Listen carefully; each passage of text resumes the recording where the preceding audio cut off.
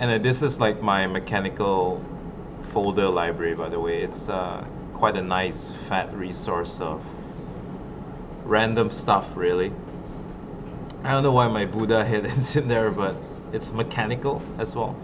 Um, but one thing I found out for photo bashing, like these kind of like high-end toys are a great reference for textures.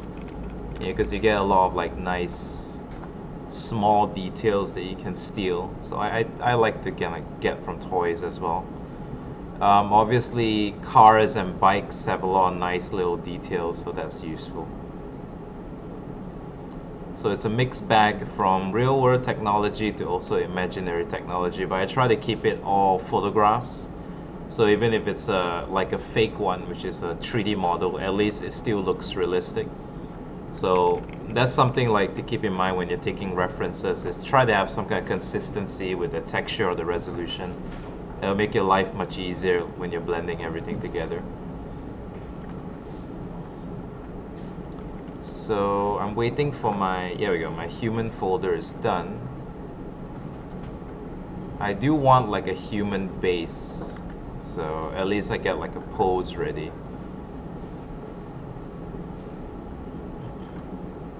And let me download my anatomy folder as well.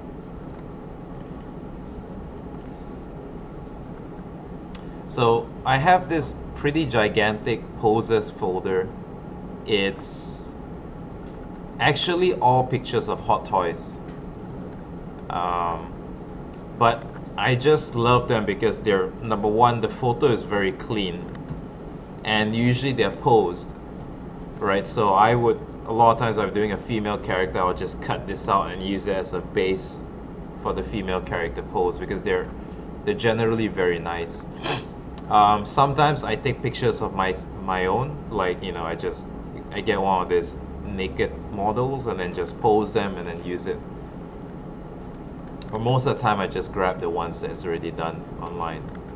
So these are all just toys, but they have a wide range of eras and details and timelines, so quite a useful resource. Some of them are really high res even, so I use them for textures quite a bit. So if I arrange this by size, and let's say, yeah, like this one is fairly big, the resolution. So I even use this sometimes for photo bashing, let's say just the eye, or maybe like a little bit of like the something within here, a small thing. I think I've used, let's see which one. So to give you an example of how I create designs from this, this picture, all right, this is a Scottish warrior played by Mel Gibson. If you go to my art station,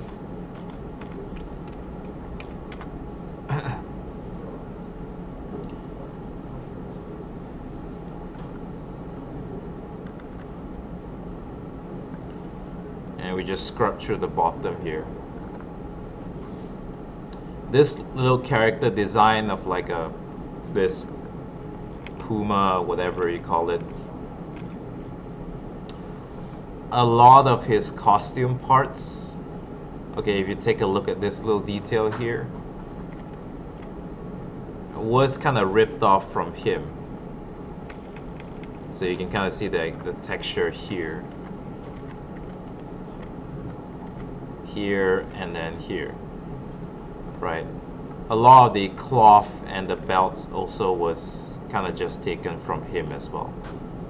So that's kind of like normally how I do. I'll just grab it and then I'll paint over it to make it work. So now I'm thinking of doing like, you know, like a pretty, this is like my Raiden figure on top of my stove. You can see my water kettle on the left hand there. I really like my induction cooker because it has the reflection. It looks really sci-fi. It's like a character loading page. And like the, you know, Yoji Shinkawa design, Hideo Kojima, you know, all that good stuff, and then kind of like it has a very powerful silhouette. So I'm probably gonna use this as a base. So sometimes I even go as far, like, take a picture with lighting. That way I'll pose it and then do like a cinematic lens. Oh, this is my toy wall, by the way. And then all my art books are all over the place. But I will even put the lighting there so that I can kind of steal the lighting information. So actually, you know what? Like I haven't got a chance to really make use of this picture. I think it'll be quite nice. It's taken by my camera. I think it's a DSLR camera, but not a really good one. So it's a bit pixelated, a bit noisy, but I think the lighting could still be useful. So I might play around with this and probably give him some weapons and shit, and then let's put him in the background. And I'll show you like what I'll keep and what I throw away, because most of the time I throw away everything except the pose and the feeling. So I think I want to have some kind of like gray sky.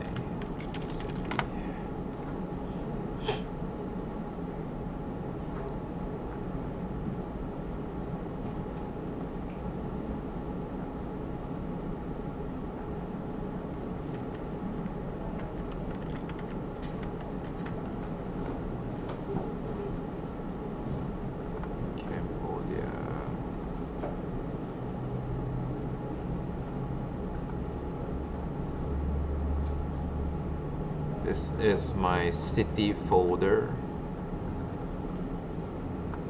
Let's try this one.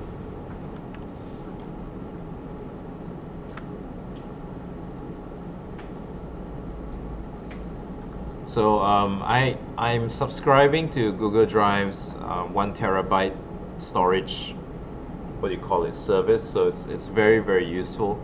I pay about 40 ringgit a month, but I kind of get like a bit, I can rest easy because my files are constantly online wherever I go on the cloud. So it's quite a useful investment, especially if you start to, maybe you start working and you are always on the move. This is quite good for you.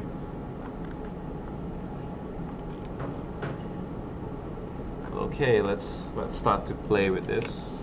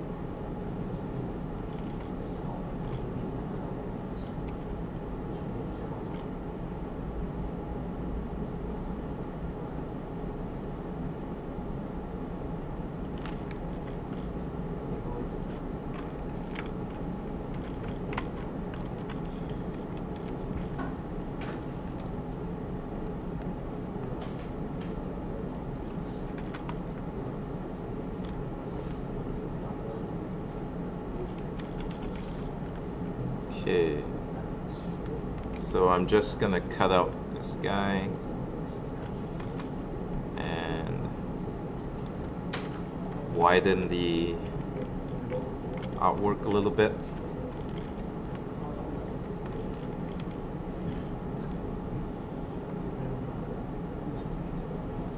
Probably gonna use a sketchfab background instead, come to think about it. think a nice futuristic city would be good. So let's see if I get any hits.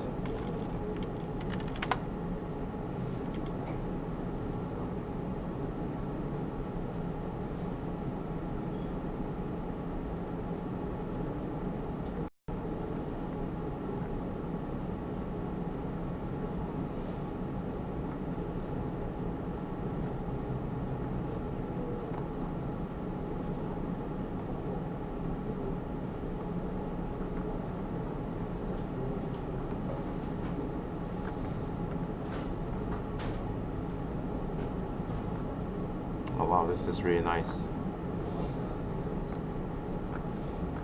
Yeah, this is really nice.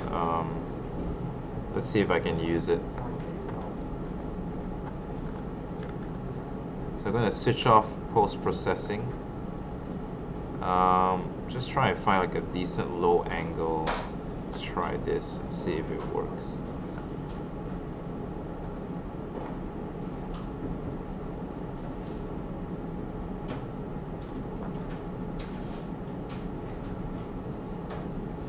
The resolution is a little bit low, so I'm not sure if I can save it, but we'll just try it out.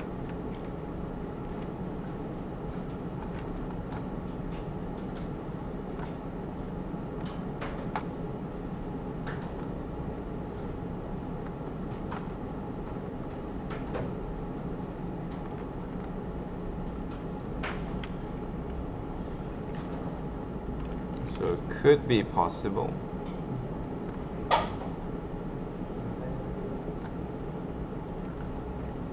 Yeah, not too bad. Looks like an abandoned planet. I think I could use that. Let's see. You know what, let's stick with this one first and then we'll play around with it. So change the background a little bit.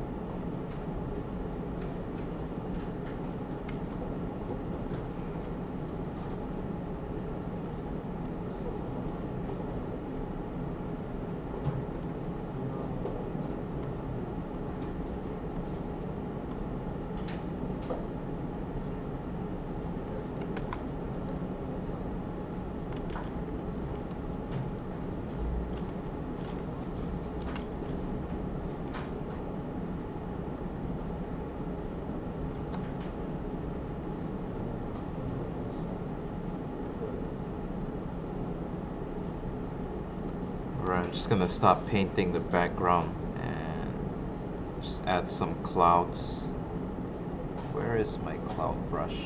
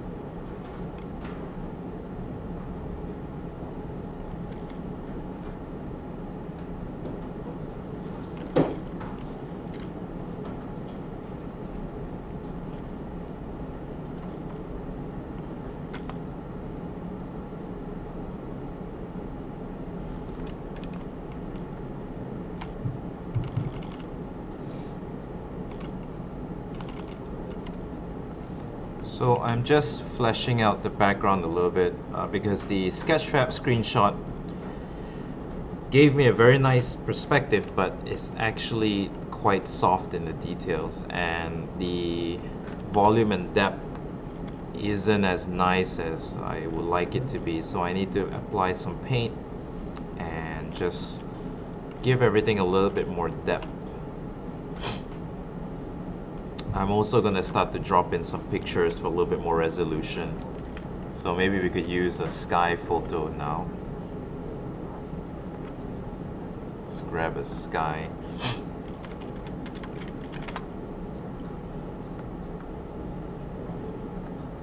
No, I want something a bit more color. Mars sky. Yeah, let's try something a little bit louder.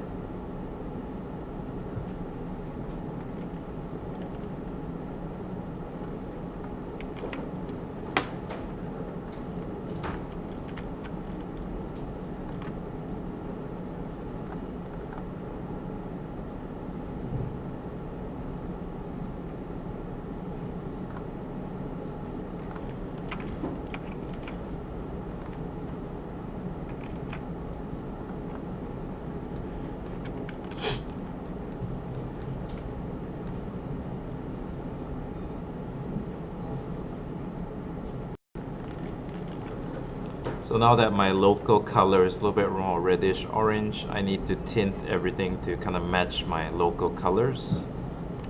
So this whole section is going to turn a little bit more reddish orange.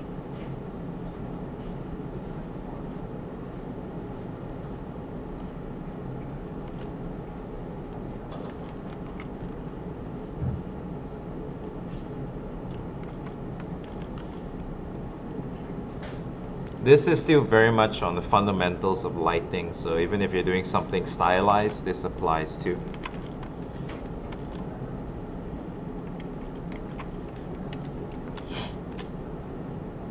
But essentially, like if you tint your shadows with the color of your sky, in this case like a pretty orange sky, it will start to gel the environment into the background a bit better.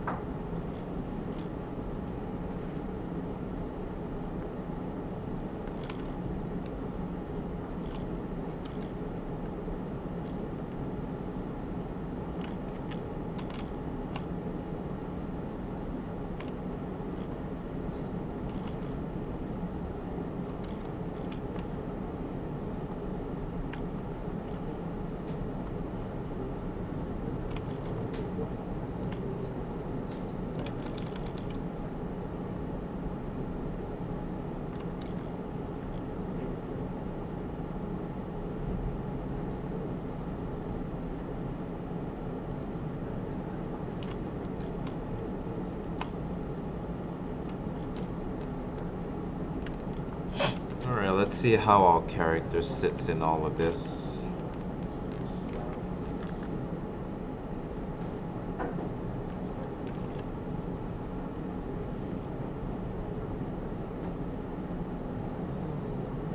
I want to make sure I get like the perspective decent.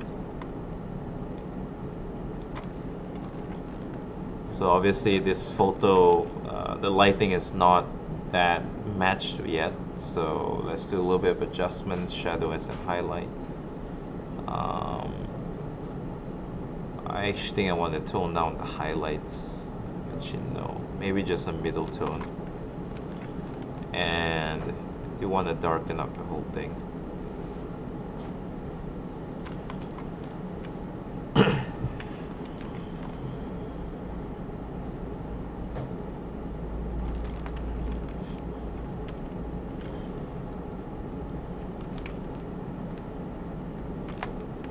Pretty alright. Let's drop in our sky reference. Get in, sorry, my FX references. So, FX stock.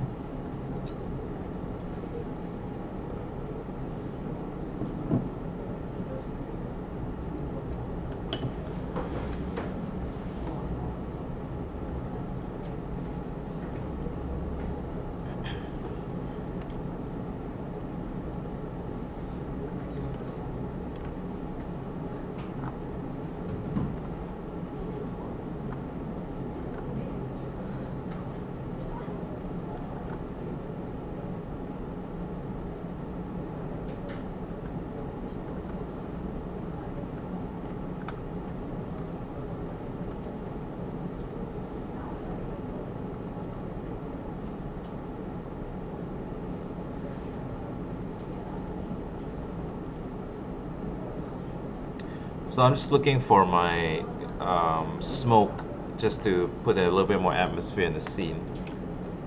That should make the whole image sit a little bit better.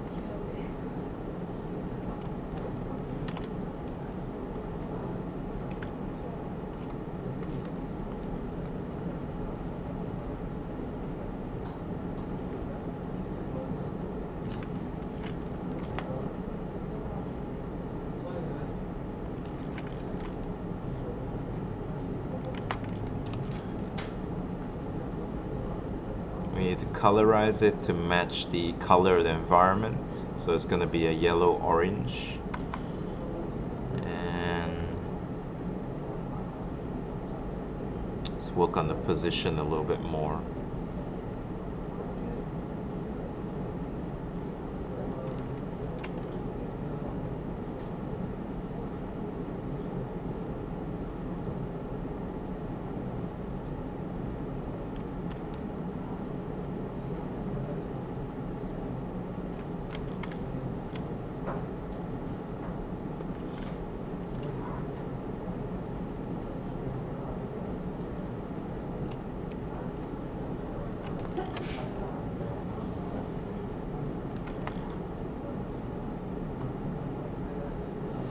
Alright, I'm gonna merge the background.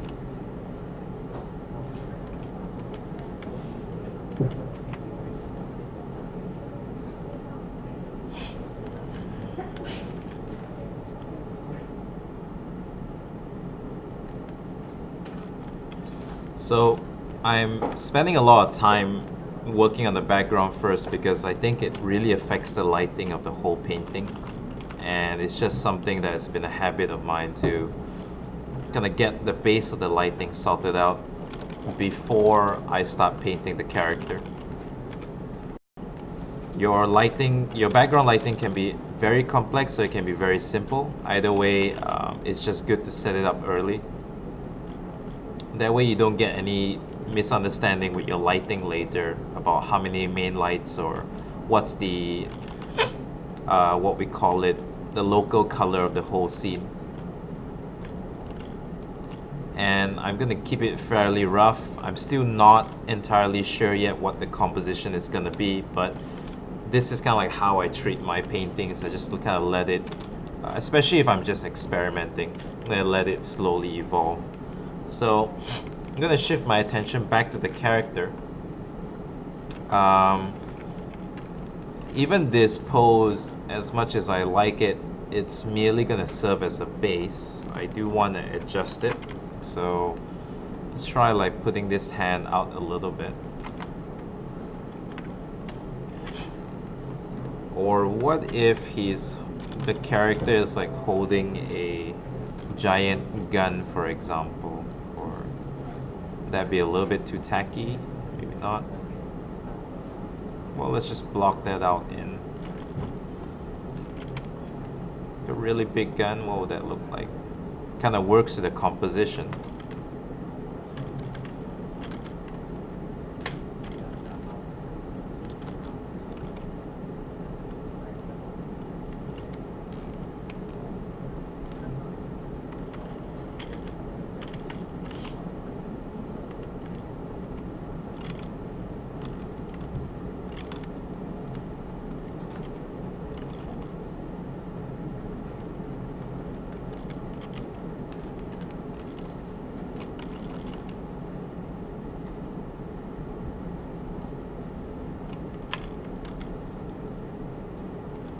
Obviously, something that we need to work on in any piece like this is trying to suggest some kind of backstory, even though you don't have one in your head at the moment.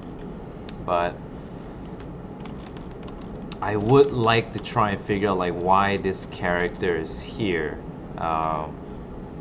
Easy one is like, is this some kind of bounty hunter looking for its bounty, really, like in this abandoned mining planet on a Mars-like planet?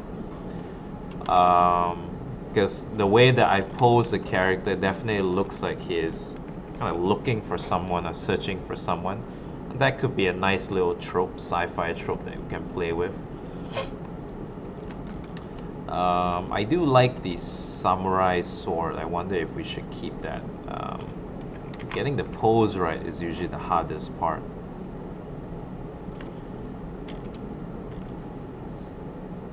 What if the sword kind of just comes right towards the frame?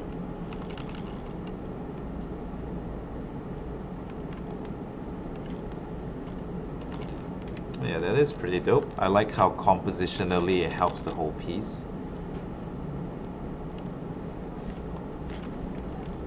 Let's rotate the camera, rotate the character a little bit.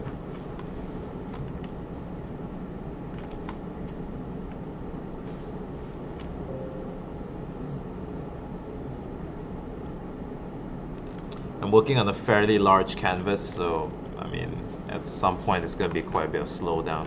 In fact, I should save this actually.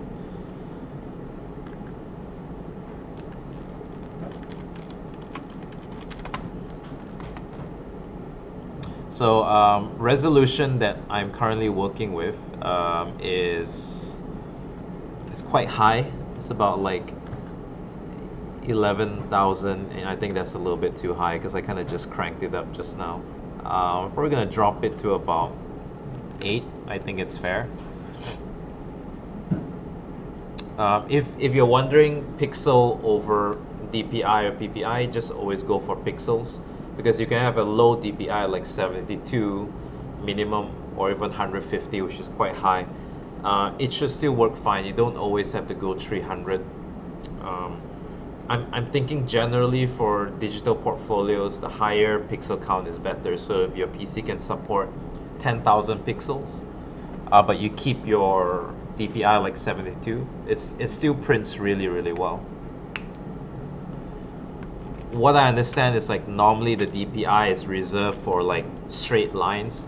Let's say you're doing a lot of vector work that you want to print out like logos and typography, and you don't want any aliasing or edge problems, then you can use a higher DPI or PPI.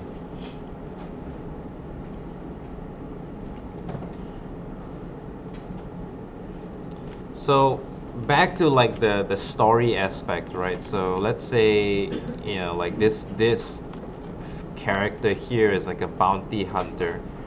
So let's get rid of his Raiden's hair. It's very obvious, his yellow hair. Let's say it's a bounty hunter, you know, maybe needs to look for people with like his little eye scanner thing.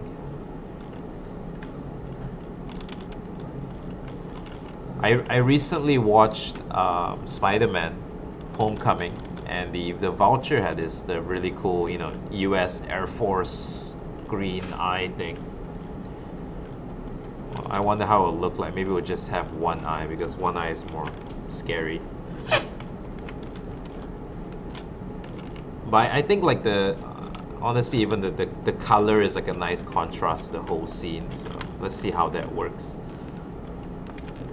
But yeah, so it's kind of looking this way, and then the sword is pointing here. Maybe the bounty hunter has already come pretty close to the prey, so now it's taking out its sword. And this hand, do I just want this hand to look cool, or do I want this hand to do something?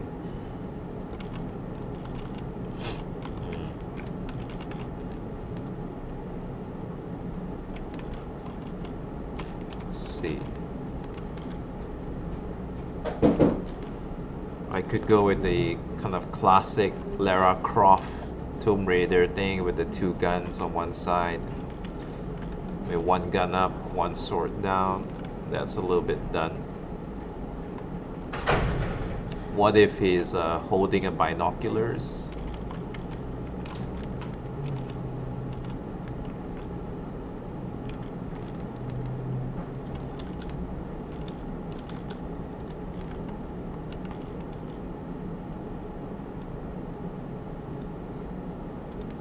That honestly is a little bit more interesting.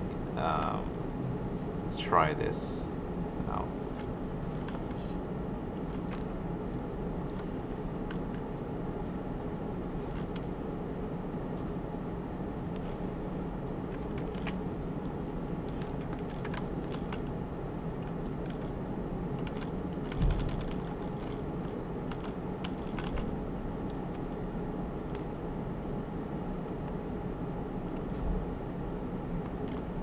Yeah, I do like the holding up the binoculars thing. It does give off like a slightly different design, different way of storytelling.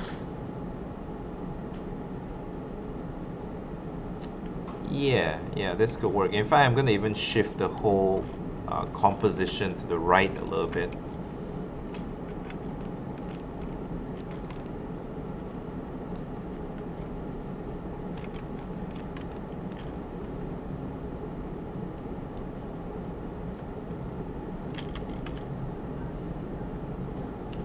So now I have my story a little bit more ironed out. Like my guy is some kind of like interplanetary bounty hunter. I think I'm settling in on that. Um, he is currently in hot pursuit of one of his targets. Maybe just lost him, so now he's kind of like slowing down a little bit and kind of assessing the situation. So he's brought out his like binoculars. I still keep my green eye thing. And I'm leaving this space open here because I think I could fit in like a pretty badass like motorcycle or something like you know, like one of those future bikes. So let's see, do I have any bikes in my folder?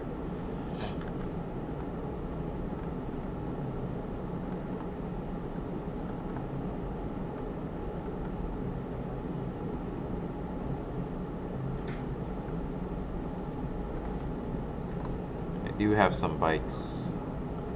Let me just drop one in really quickly and see if I can get the perspective right. Because once I have a picture that kind of gets the perspective right, I can easily draw on top of it and make it my own design. I think that might be my only one.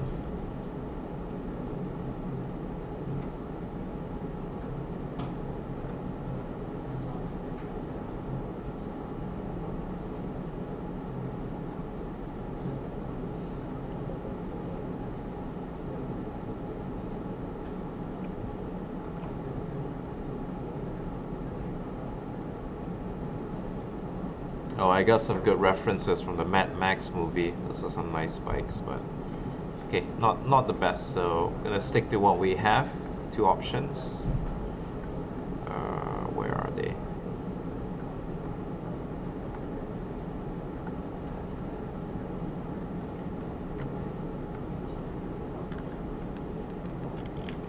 Oh, this Japanese one is really nice though. I hope the perspective works. I'm just gonna quickly cut this out. I'm not even really sure whether it's gonna work or not. See how it looks in the scene.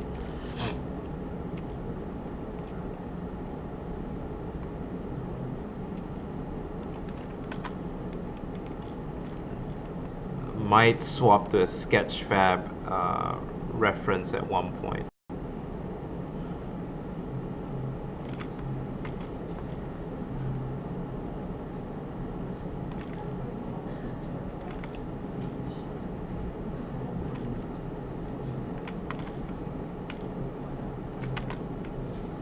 Oh dear.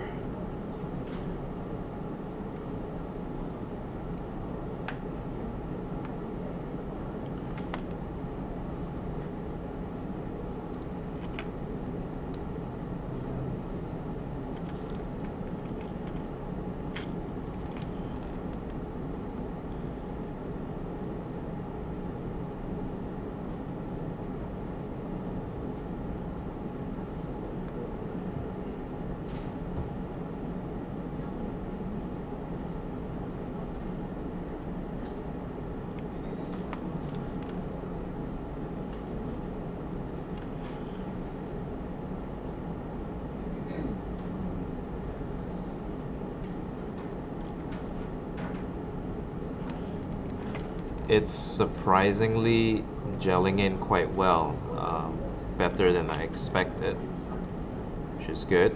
Means it's less work for me. So I do love this kind of retro bike look, so very happy that I can keep it. just gonna clean up the lasso work.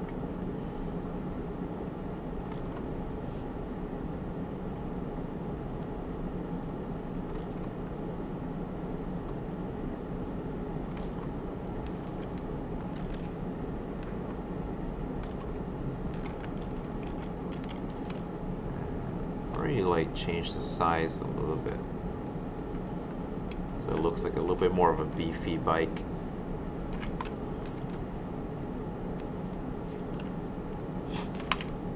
The lower wheel, oh yeah, that's all messed up at the bottom.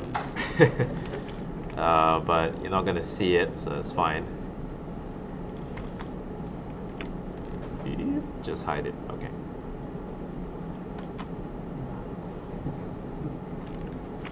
Not super precise yet, obviously, but we'll get there over time. So let's just adjust the values, because everything is currently in shadow technically, so it's going to be quite dark, and then adjust the local colors, so tint it a little bit warmer. You can see how like the picture is like sets into the painting much better once you adjust your local values. So I think like that's like the real secret sauce of photo bashing, is like understanding what your local values are. Because I think photos become very jarring is when it pops out and it goes against whatever local value or local pixel density that you have.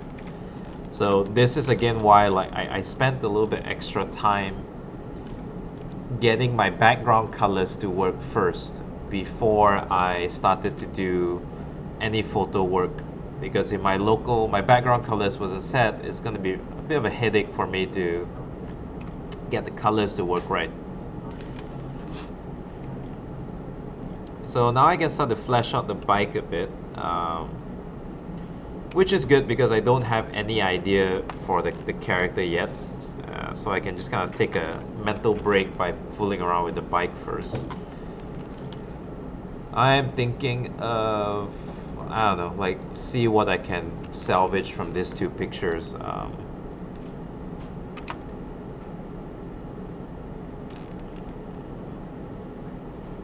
Also kind of hopefully giving the audience enough visual cues to believe that this is a picture that I painted. Considering like this is all fake work, right?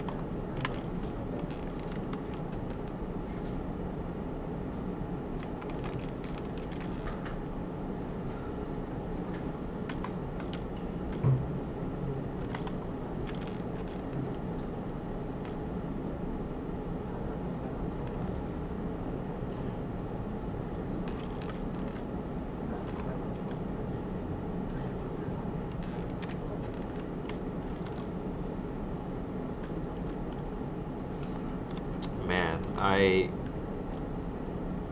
you know what, I think this retro front is just too nice to not leave there, so I'm gonna have to try and figure out how to make this work, because the perspective is a little bit off, so I'm gonna have to warp it quite a bit. But I think I just kind of fall in love with this shape at the front here. I think it's gonna go well with our futuristic guy quite nicely.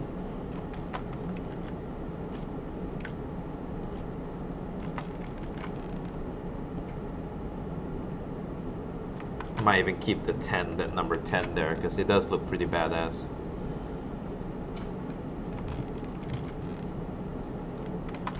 Okay, so this is supposed to be reflective plastic, so it's supposed to reflect the sky. So we're just gonna tint it yellow orange.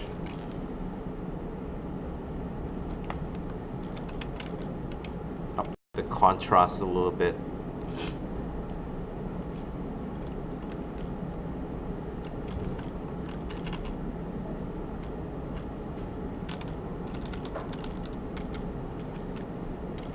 Just work in that reflections and translucency into it, and not too bad, not too bad.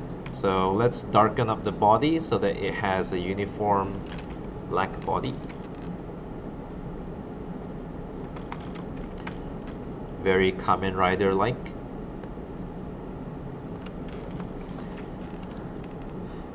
This front wheel is an absolute mess. More I look at it, more it's out of perspective, so let's grab a new texture.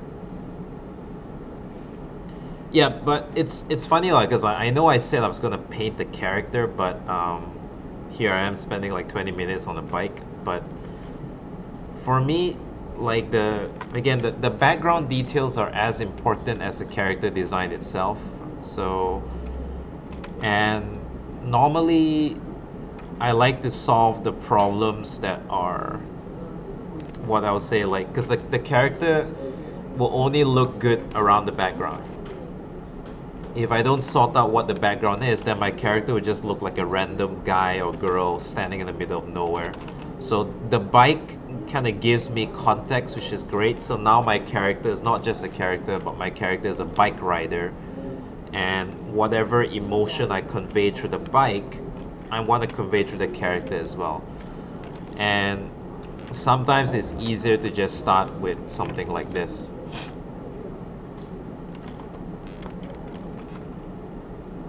So here's the front wheel.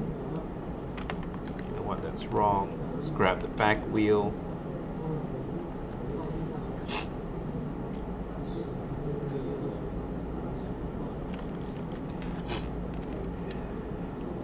At some point, I'm probably gonna drop in some perspective guys to double check my painting, see whether is it working or not. But for now, I'm just gonna use like an eyeball measurement just as a guesstimate.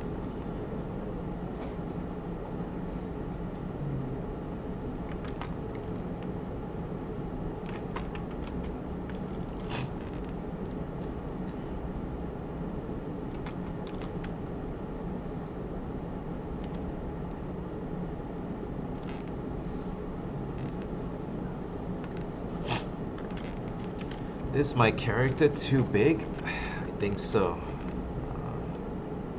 Let's merge all my bike layers. Because of, like, the more layers you have, more is gonna slow down your computer.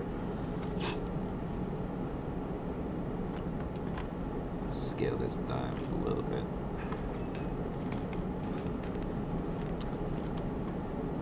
That's looking pretty decent.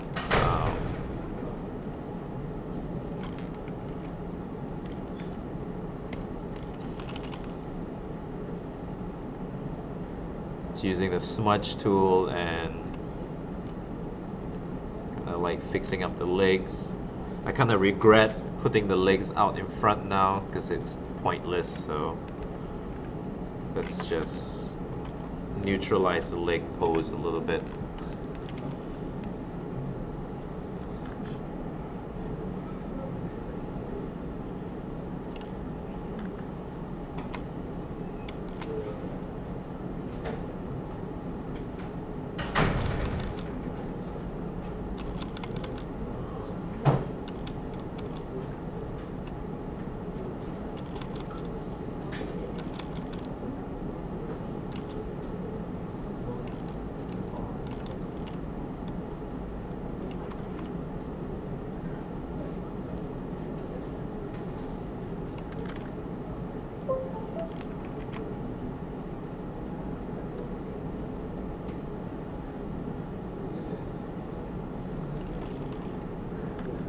Now I'm contemplating whether to turn this into a female bounty hunter and just kind of go all sexist with the design, or want to keep it like a male.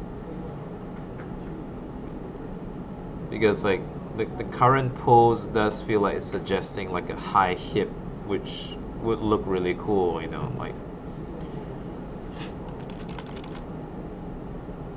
I do believe if I make it into a female, I'll get more likes on Facebook as well. So that's that's gonna be an important distinction. Let's try it out. Let's just see where we can go.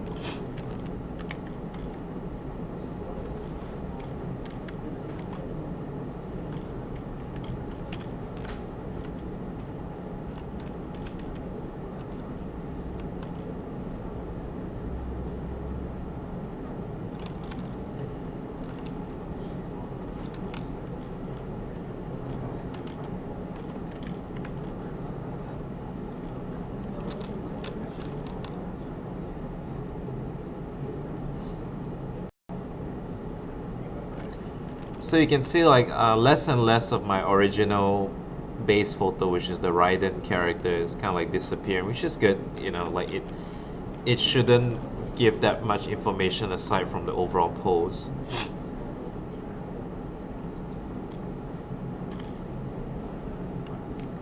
And eventually I'm gonna just redesign the whole outfit. Obviously the cyberpunk themes will still retain, but yeah, it will be a totally different character. Yeah, like, so I think this kind of works, like a very beefy lady bounty hunter. I like that. I like the kind of like strong woman look. So let's adjust the camera angle, hopefully not too off the perspective.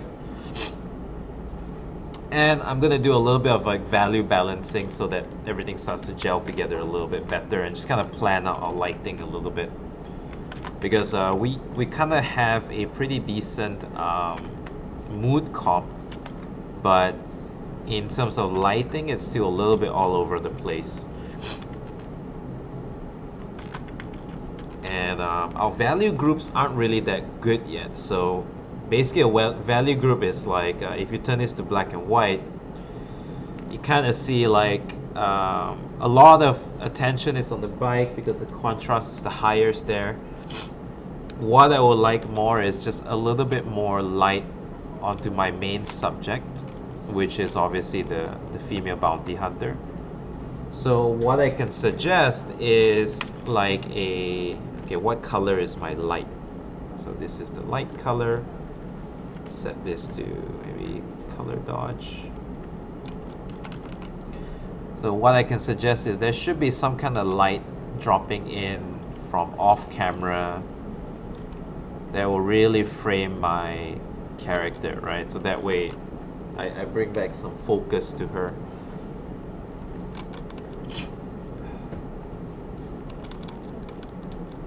Something like this. I don't know what the actual color is yet, but this is gonna be like the amount of light that's gonna hit her, roughly speaking.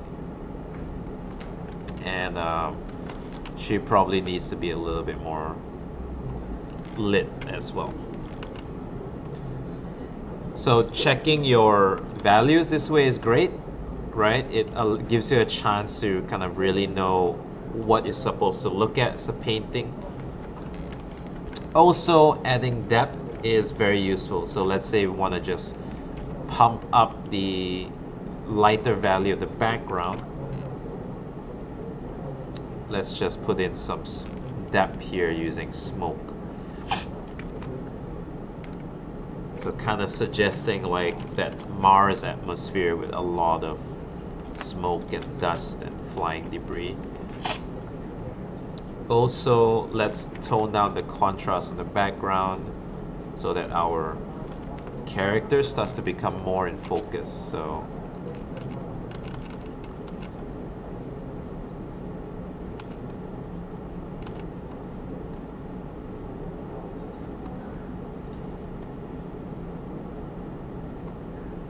alright, so checking the grayscale, really useful to kind of plan these things out. So let's switch this off and kind of see where we're at.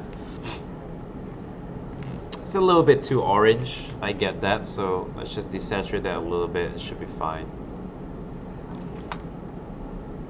And I do think one of this smoke is just way too orange as well, so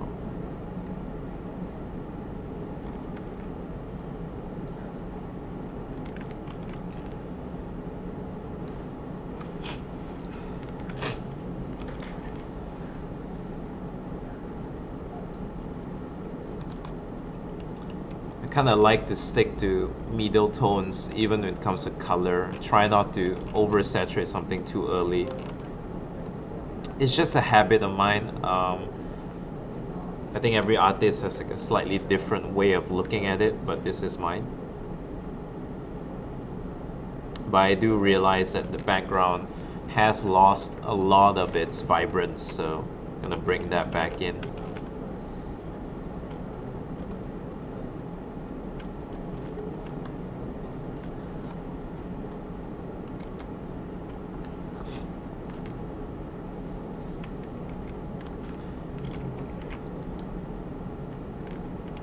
Okay, but let's evaluate our composition, right? So you got like a subject matter smack in the middle. It kind of is suggesting some kind of story because you have the character looking out, it's on a bike, there's a weapon, there's the armor, and then there's the binoculars. There's also a little bit of simple color logic, right? Green, which is a high contrast to red, so you got complementary colors working together to add contrast. And also, compositionally, you have a lot of lines working together. You have the perspective lines working here to kind of like frame your scene. And if you notice, like I lined up her head direction together with the perspective line, so it's kind of like shooting outwards.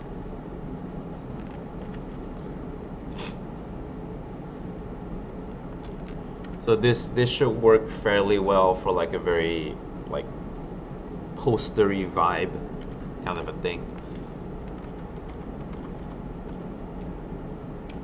Okay, so I am probably gonna start to detail up the characters using a little bit more pictures from here on. Just want to fix the bike a little bit.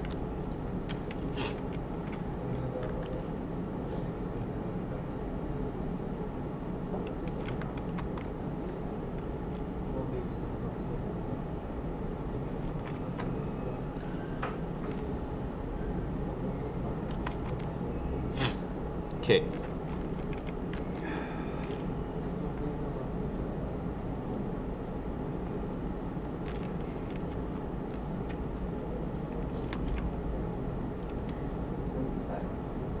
Alright, so now let's start dropping some references for the photobashing of the design. Okay, so this is a good time to segue into photobashing as well. And I think like what are the proper artist ethics that you can follow with respect to photobashing. Okay. So one like the simplest rules I suppose is what you're looking for in a photo is either a shape or an element, not to say the design. And what I mean by that is like, let's say I like the shape of the mouth guard here. I'm wondering if I could turn this mouth guard into maybe like just the entire head of my bounty hunter, right?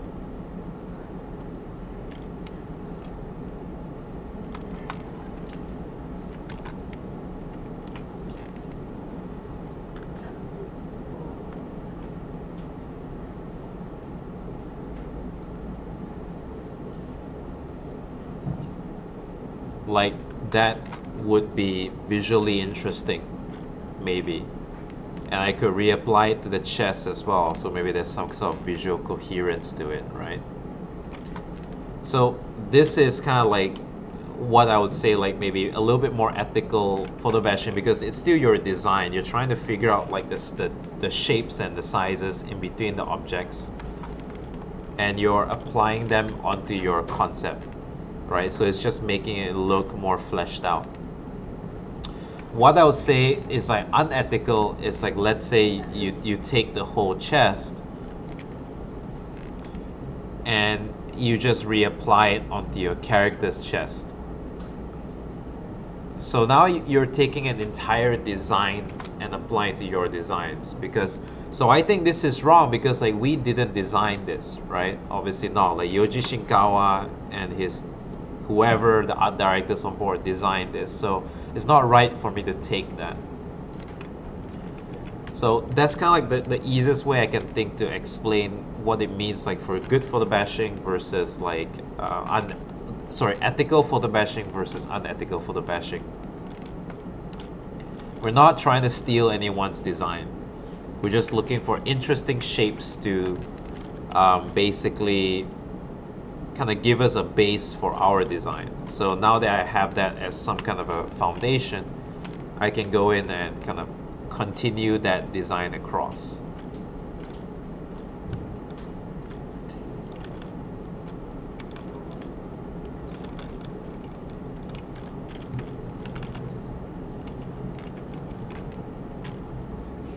So one thing I really want to do is to make the head like a human head.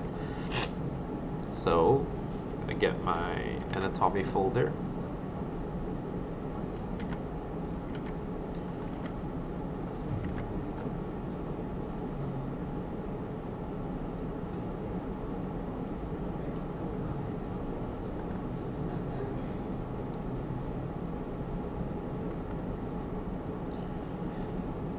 So I've kind of split it into like feet, hands, heads, right? So we're gonna go for heads now. And ah crap, I don't have a good reference for the girl's head.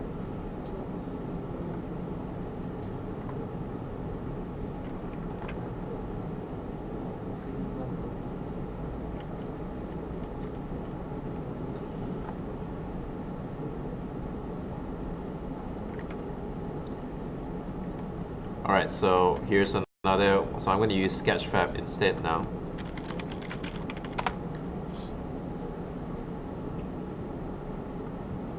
And I love these kind of like scanned heads because they have just really good resolution.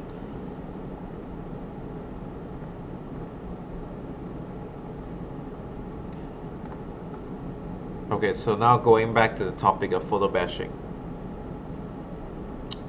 What I want from this current photo bash is the accuracy of the angle, because she's looking up. So it's a low angle plus she's looking to a certain angle. It's hard, or it's going to take me a lot of time to paint that entire head.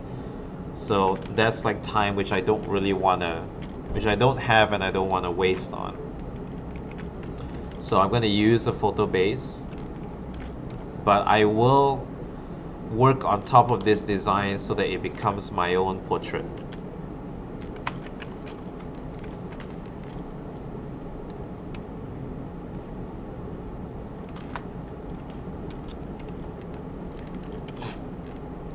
So let's just make sure that our alignment is correct and the size is correct, which that's the most important one.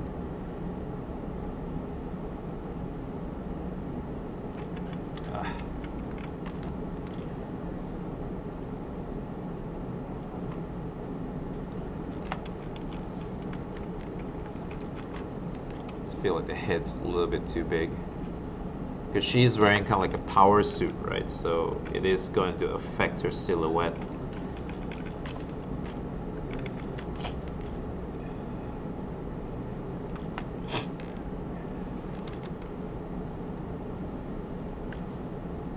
So all I really need is her mouth. Kind of just need like the Batman thing where you can only see her lower mouth. Do I want her ears? Maybe yes. Ears kind of like show humanity quite well, so.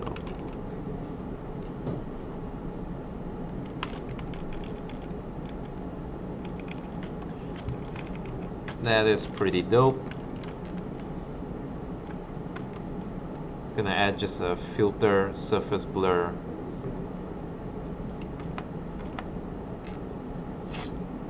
So I'm still gonna fool around with her face quite a bit, but at least now I kind of have like a really nice camera angle.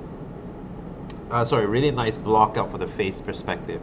Because if I were to try and render that, oof, that's just gonna take forever. Also, one thing to note is that the lighting is actually backwards at the moment, right? If you notice, like she's being lit to the right, whereas to the left here. So, but good thing is like the lighting is so soft that I think I could make this work without too much issues.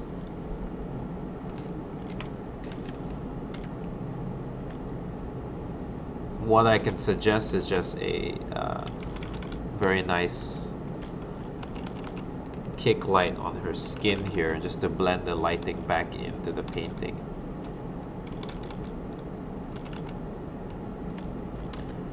And still gonna keep it fairly loose for the moment until I iron out more of the details.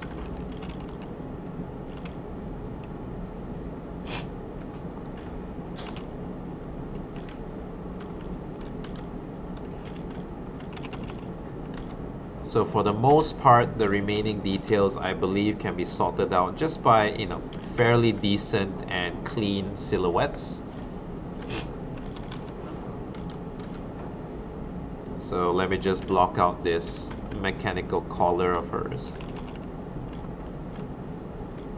So as you can see, this part I'm just using paint, and because generally all the values are gelling together, I don't think you'll feel like such a jarring change in photo to paint. I am wondering if I want to give her like a neck guard. Let me just see how that looks.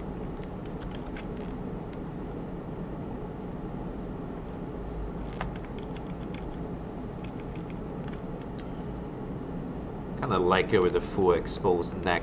Not the smartest thing to have when you're riding a bike, but you know, let's put aside logic for a little bit.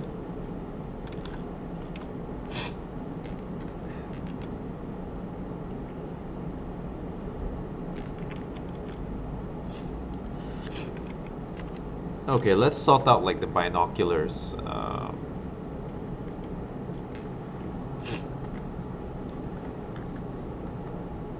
I think I have some pretty decent binoculars looking things in here.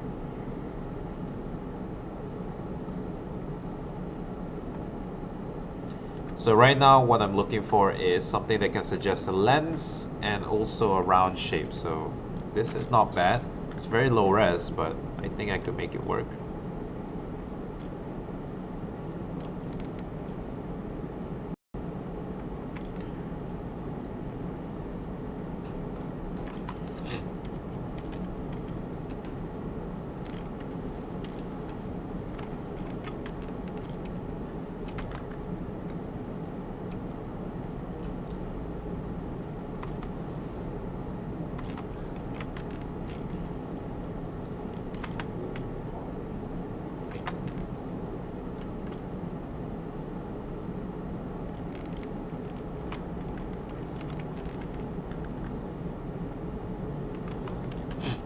Alright, so just making sure the perspective lines up.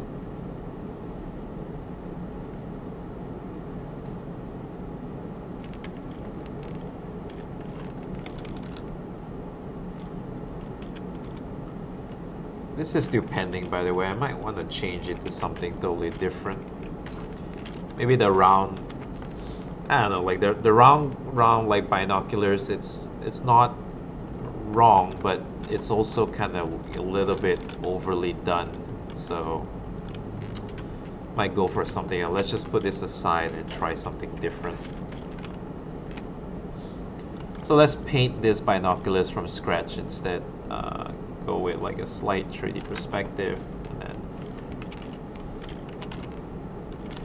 so painting from scratch, it's way easier once you have your overall light setup. So that's why once again it's nice to have some lighting direction planned out. So now I can kind of color pick the right values if I need like a highlight or lighter value. I can just color pick and kind of put it in.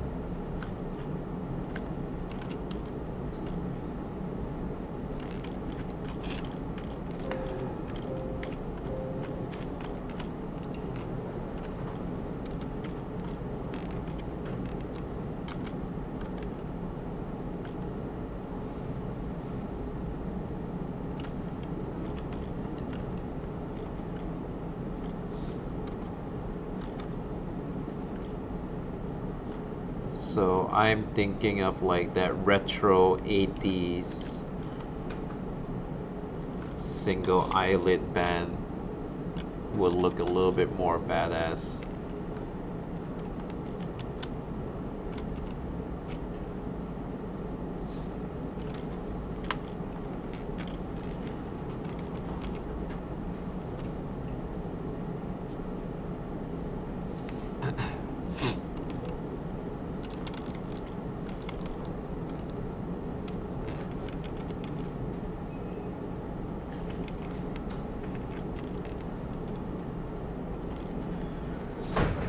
Okay, so let's talk about haircut. Do I want to give her hair?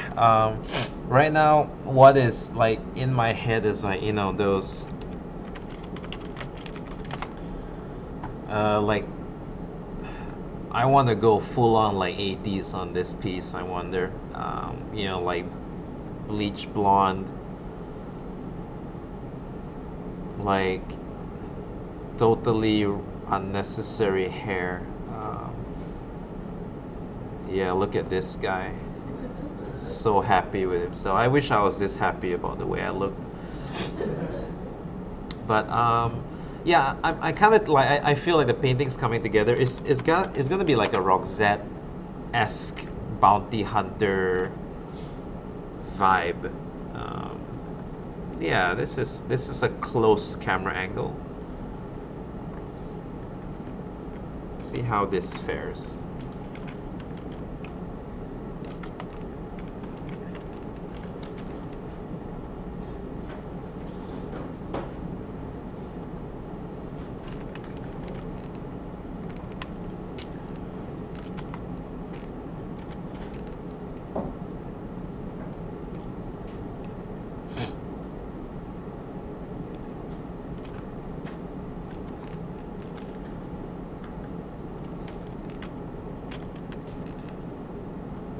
Yeah, check that out, man.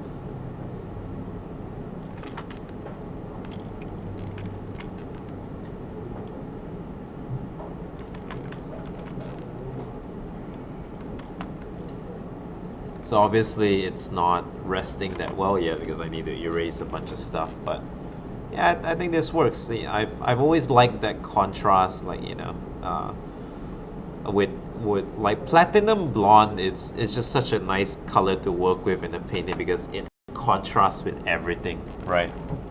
The sky, the color, the background. So that's why I think a lot of sci-fi things kind of use this color theme. Also, you know, it has like that very powerful Aryan race kind of like white power vibe to it. That's just extremely aggressive looking.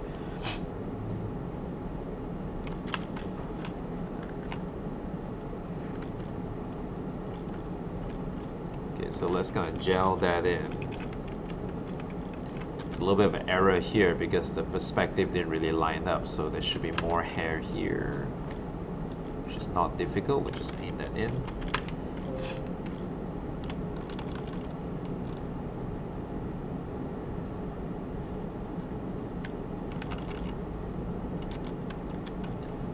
Let's tweak the lighting a little bit.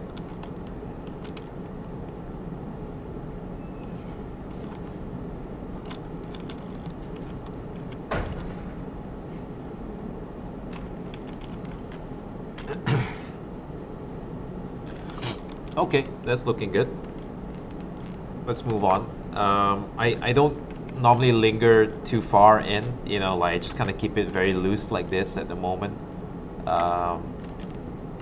Just because I think a lot of things can change. Normally, even sometimes at this stage, I might change the whole head altogether if I'm doing a personal piece. So, like for example, the Milky Overdrive and Milky Overload books that I painted, all of them kind of just went through this design and illustration and painting phase. Like they all kind of happen at the same time. Honestly, not the best workflow if you're doing something for a job, but if you're just, you know, trying to be creative and having a little bit of fun with paint, this is quite a nice way to work because it's very honest, right?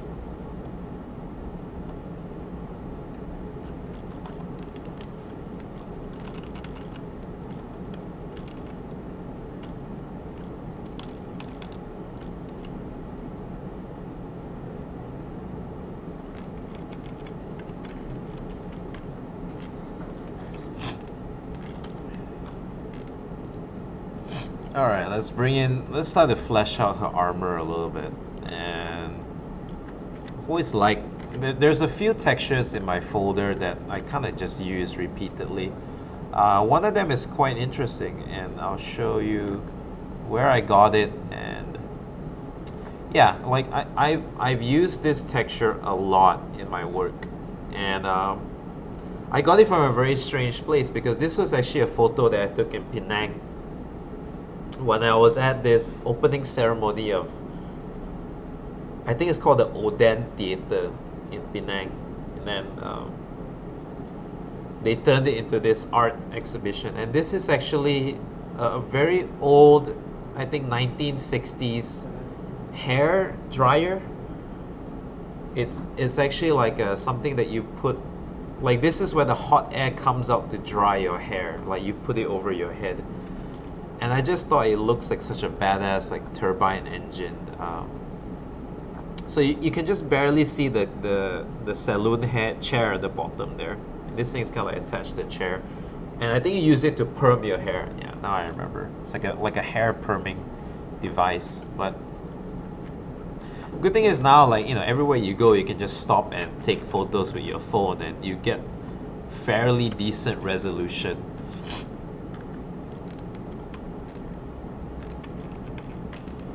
So I love using this texture for shoulder pads. It's a little bit more complex for this painting because the perspective is pretty much distorted, so I'm gonna have to push it quite a bit.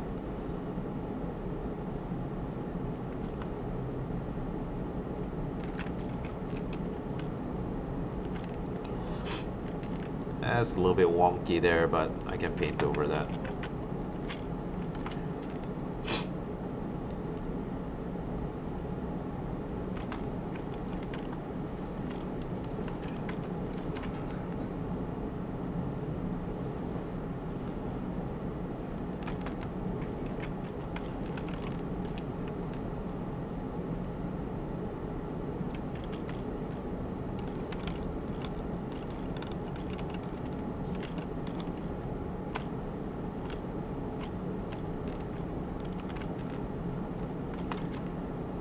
Okay.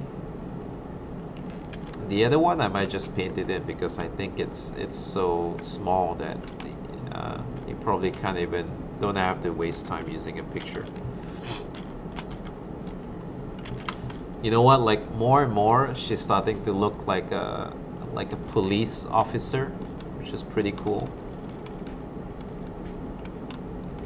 Like some sort of Mars police, sexy Mars police lady.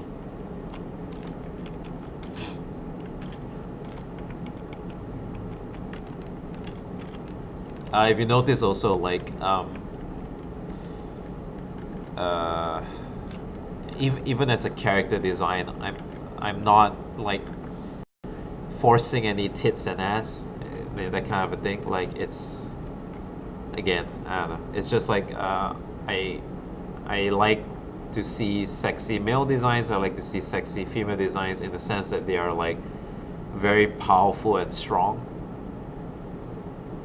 and they have like this kind of confidence. So that's kind of like what I'm working off at the moment. So jumping back to this, I want to start fleshing out her mechanical design, and looking for like a series of references that I think can jumpstart the shape language.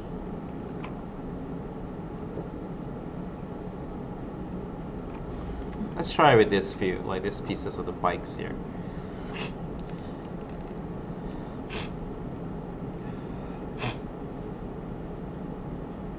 So this helmet is pretty nice because it has this really aggressive aerodynamic shapes, and I'm thinking like we could try and see if this would be an interesting form to use as our overall body armor.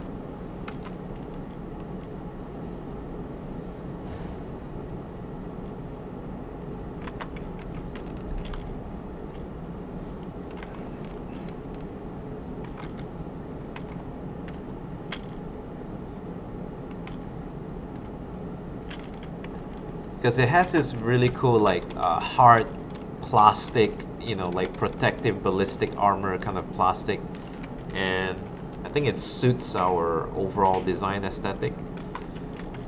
If let's say I'm going for something like more steampunk or kind of post-apocalyptic, maybe I might use a totally different material base, but I think this one kind of serviced mine quite well.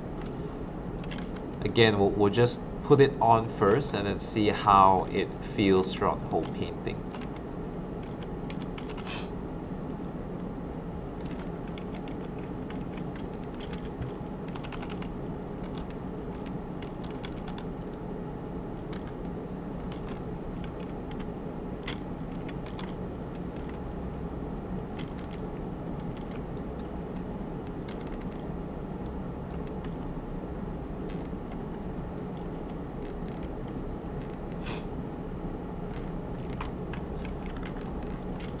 So does anyone want to ask or just double check anything while I'm working on this? Because I'm honestly just kind of having fun and just jamming on the design at the moment.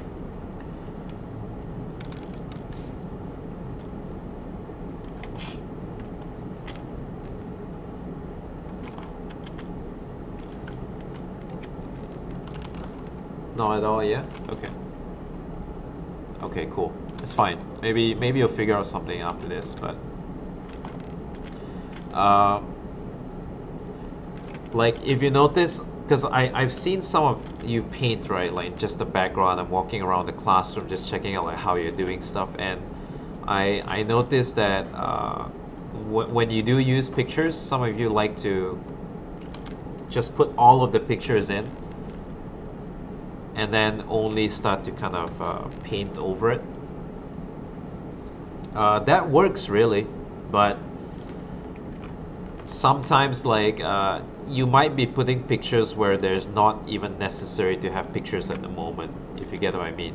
Because that's why, like for me, I like to start with lighting, because if an area is gonna be dark anyway, I'm probably not gonna waste much time trying to detail that section up with a photo. Because essentially what photo bashing does is it gives you detail very, very cheaply in the sense of time. Like you could flesh something out relatively quickly with a picture rather than painting everything from scratch. But you also run into the risk of trying to detail everything, right? And that takes a lot of time as well.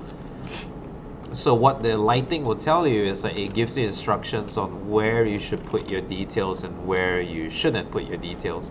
And this should make your painting process move along much quicker. So for me, like areas that are in shadow, I almost put close to no detail because I don't really care about the areas in shadow. I only kind of care about the focus regions and the places that are being hit by light, and you can kind of see some stuff going on. So this way I can focus a lot of my effort on these specific areas as opposed to the entire painting.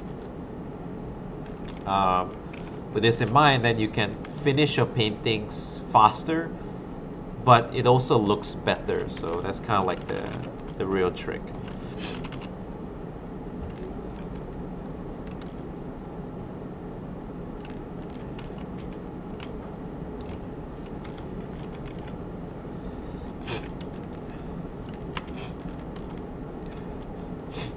Alright, so I need some filler textures now, so I'm going to look into my poses folder.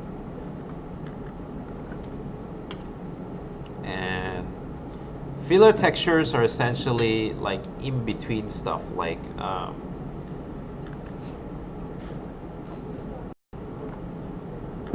let's say, yeah, like this is good and this is good. Let's say like these two textures.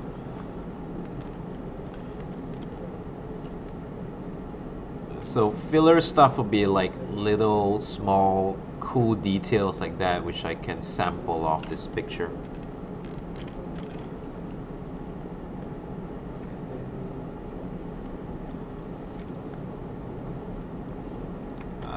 Where is my painting? There we go.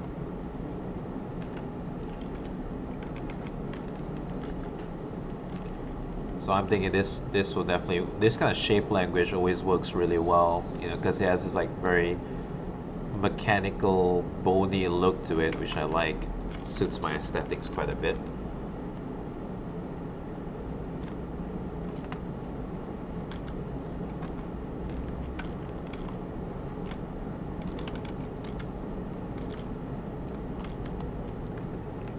So it doesn't really inform that much, but I do like it to have it there just to kind of fill up the missing space and detail.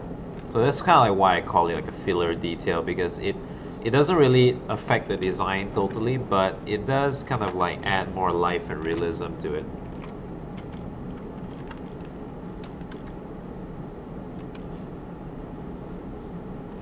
So I'm gonna go in and just cover my tracks a little bit.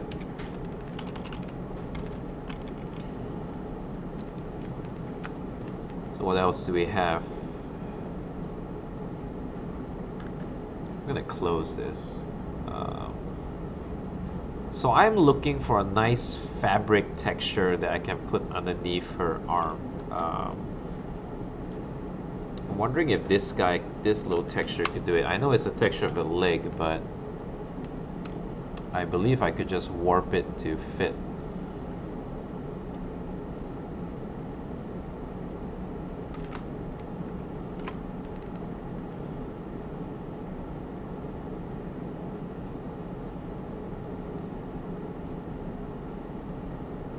Don't know if this will work, but let's just see how it turns out. Make sure like the stitching is kind of like logical. This arm is just gonna cause me pain, I know it for sure. Like it's just like a weird, like a lot of foreshortening and things happening. So I'm probably gonna revisit this hand quite often. Yeah, like you know what? I'm gonna just delete that for now.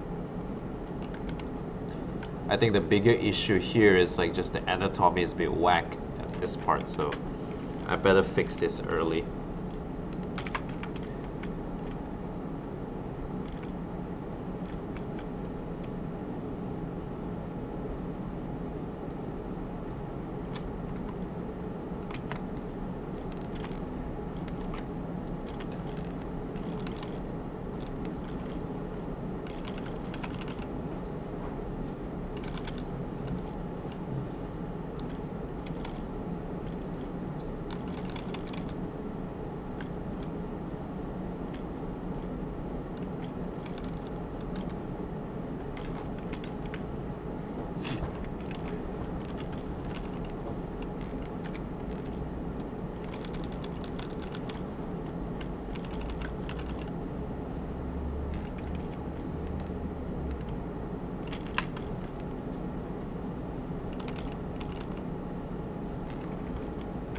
Okay, that's a little bit better.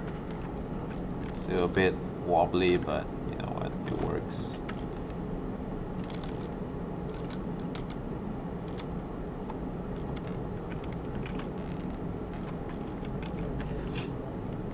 I also do think like her leg now is a little bit too small.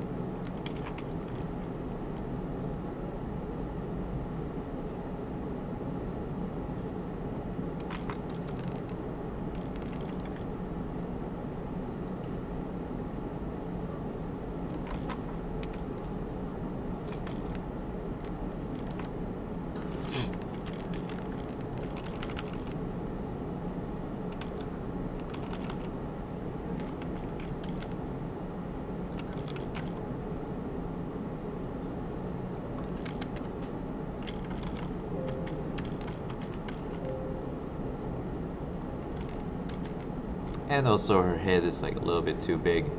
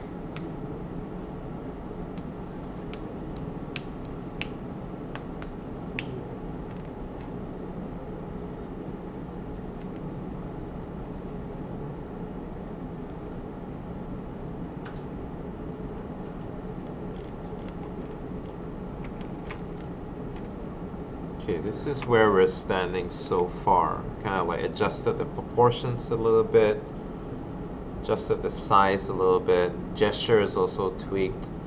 I think we're kind of just left with doing the gesture. Sorry, the details at the moment. So I'm gonna clean up my file because it's starting to get like slow to the point where it's not fun to paint. So I'm just gonna refresh my Photoshop and no, and just have a clean slate. Oh crap, where did I save it? Oops.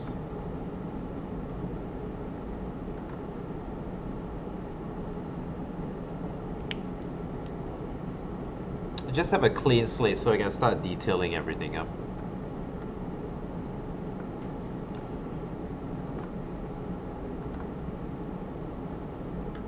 Oh, I see.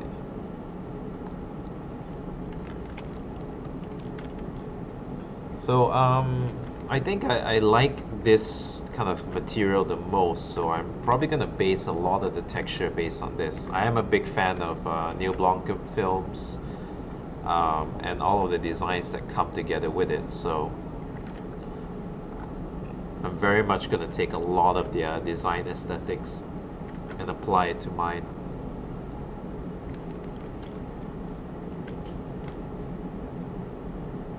I love this kind of like machined armor plates that are, you know, present in this design. And I think they'll look really good as like an exo armor for my character.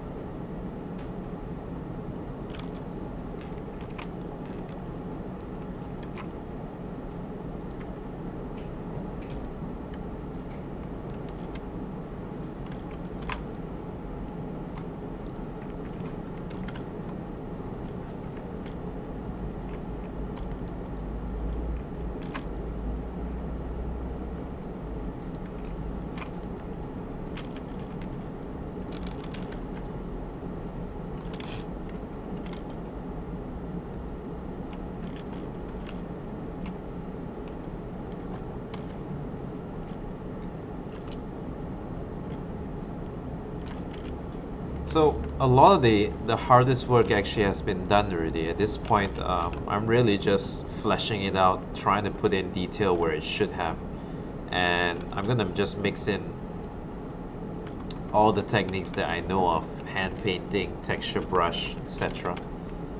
There is actually not much anything special trick-wise at this point.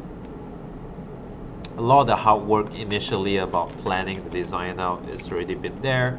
So we can actually have just a bit more fun now and just start to render everything out.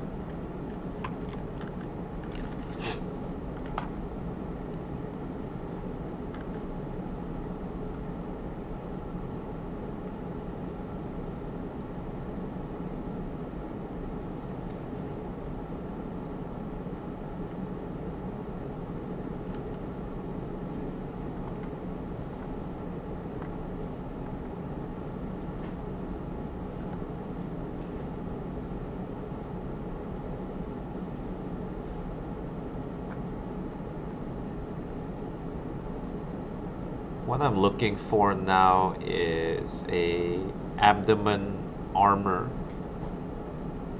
So I want it to look pretty anatomical. So I'm wondering if I can just get like a photo of someone's abs and just apply it onto my design. For example, like this ZBrush model here is quite nice.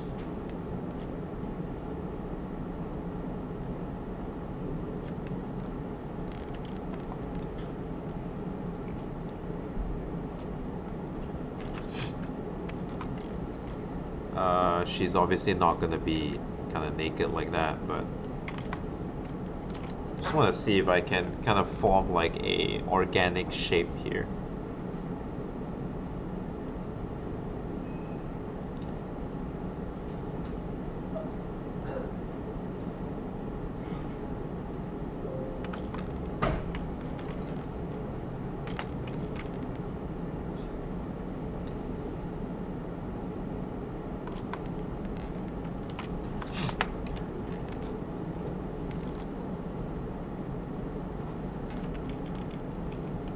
So you can kind of see like what I'm trying to do now.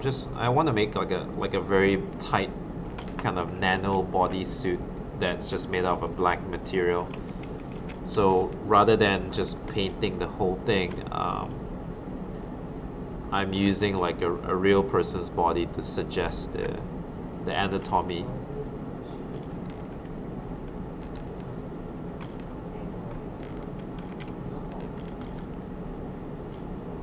And I do like the little noise underneath from the Raiden photos, so I want to keep some of that stuff in there. Just build up that layering.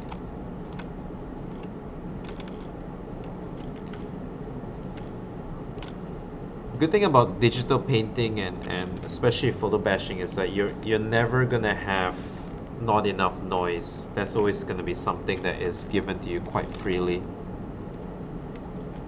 Because the thing about using pictures is that there's just a ton of noise in photos. Most of the time you're trying to figure out how to reduce the noise instead, the busyness and the clutter.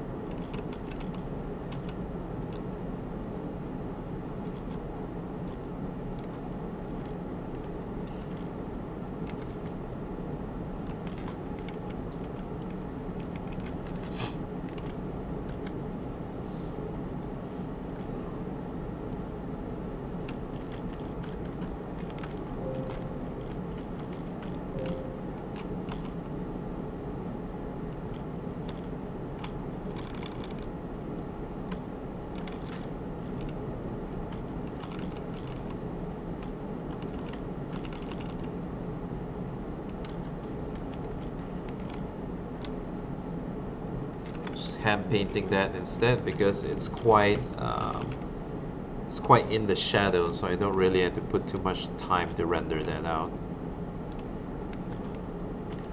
I really love the Yoji Shinkawa aesthetic as well, so I mean I'm gonna try my best to keep that shape language but change it up a little bit because I don't really want to change it just because because I already think the design already works because he's such a talented designer, so I want to try and make this as close to his feeling but just slightly different. So I'm going to try and keep as much of the original shape language as I can, in the sense that there's this hard plastic armor around the thigh.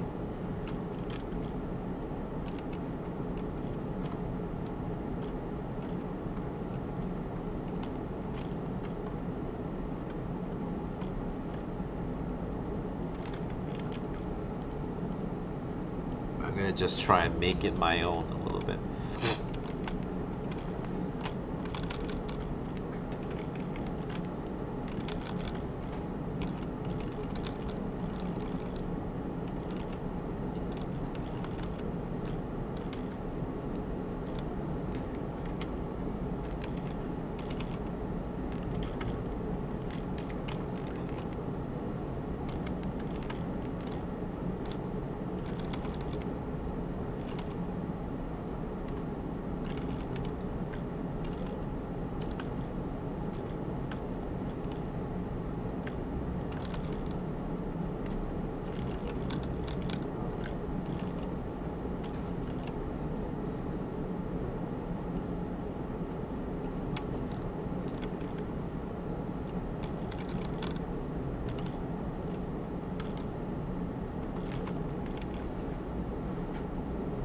Okay, so body is starting to come to life. Once again, I am not going to stay at one spot for too long.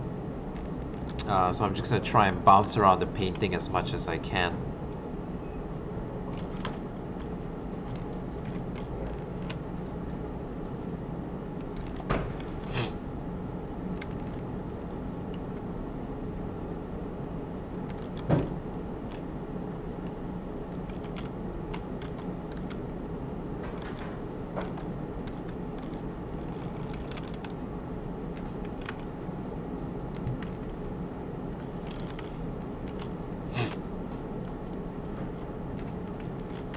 let's not forget we still have like the bike to work on, so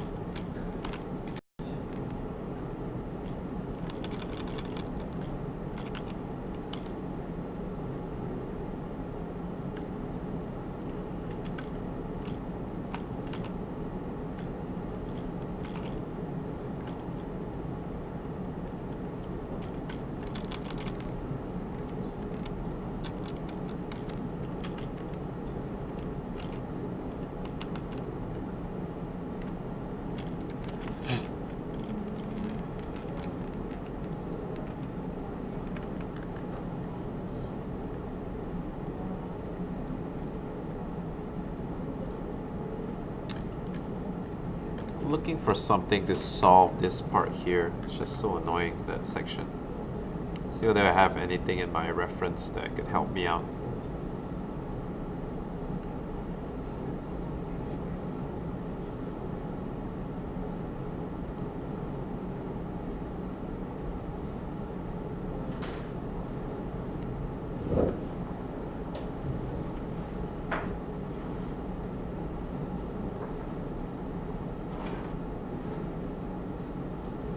Oh, well, maybe this might help out.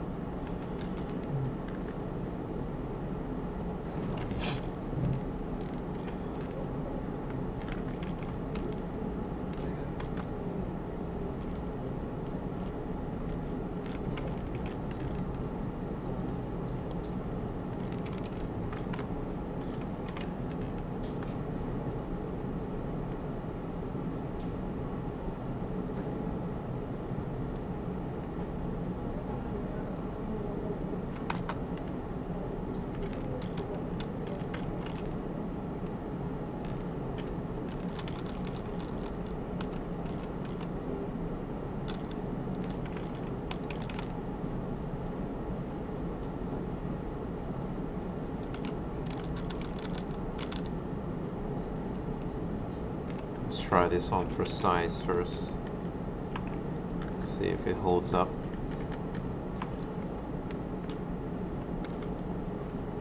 I've always liked this photo because it has this very nice black material for the sleeves, and they kind of have this very nice reflective properties to it.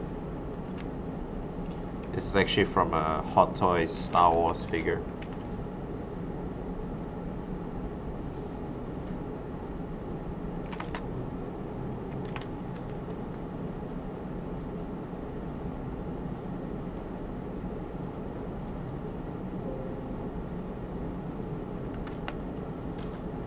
I do like the idea of like the sleeves being a little bit loose and kind of puffy.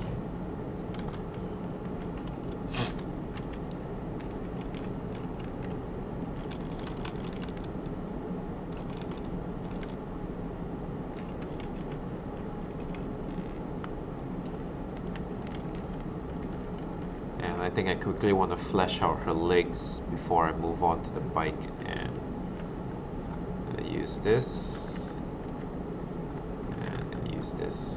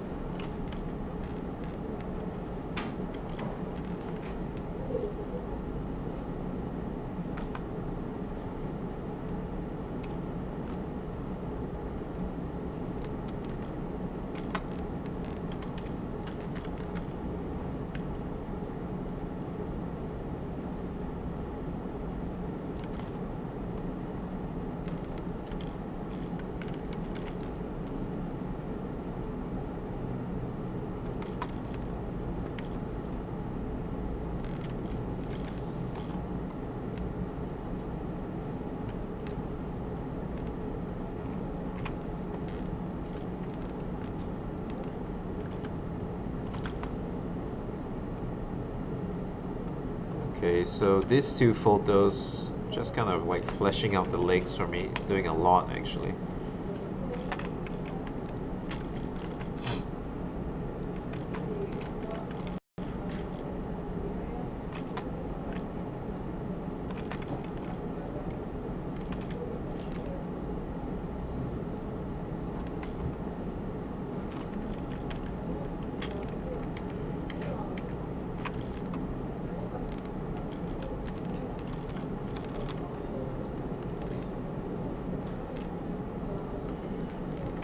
Okay, texture work is coming along quite well.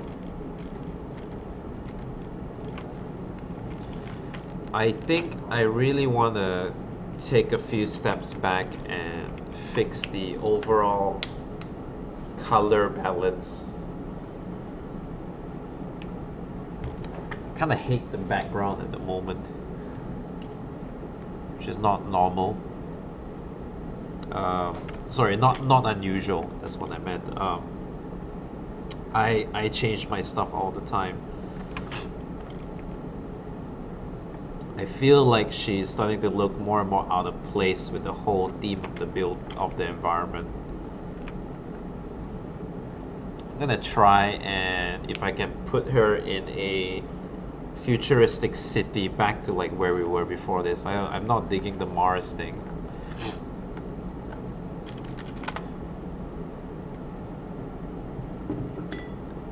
Once again, good old sketchfab.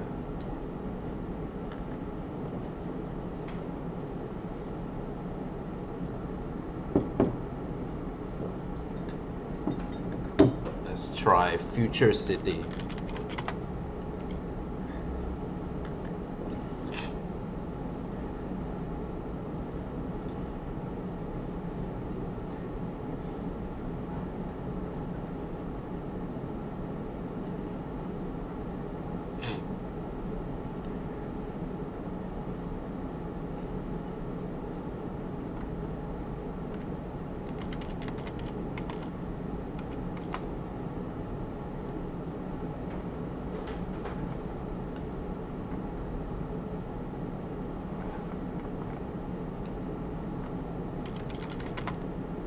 Try city street, see if we get lucky.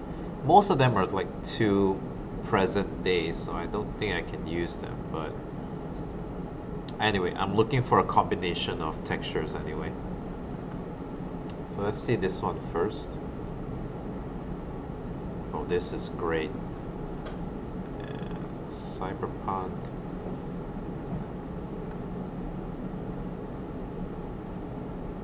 Oh, this is actually really nice.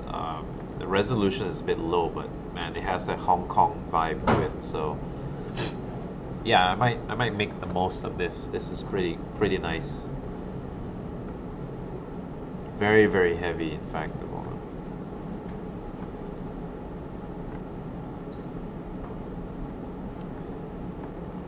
Okay, let's switch off post processing so that it doesn't affect our lens.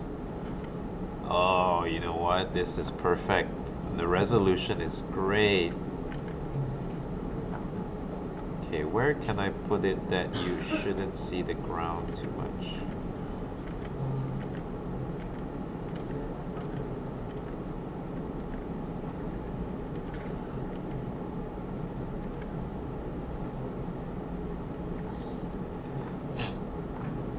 Change the lighting direction so it's coming from the left.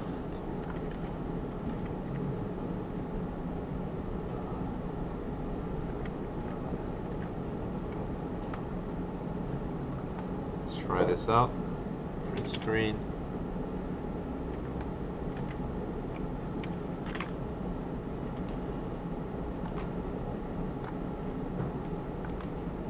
So it's very likely going to be a hybrid of these two pictures because I love the cityscape on this one. Kind of like that Ghost in the Shell vibe going on.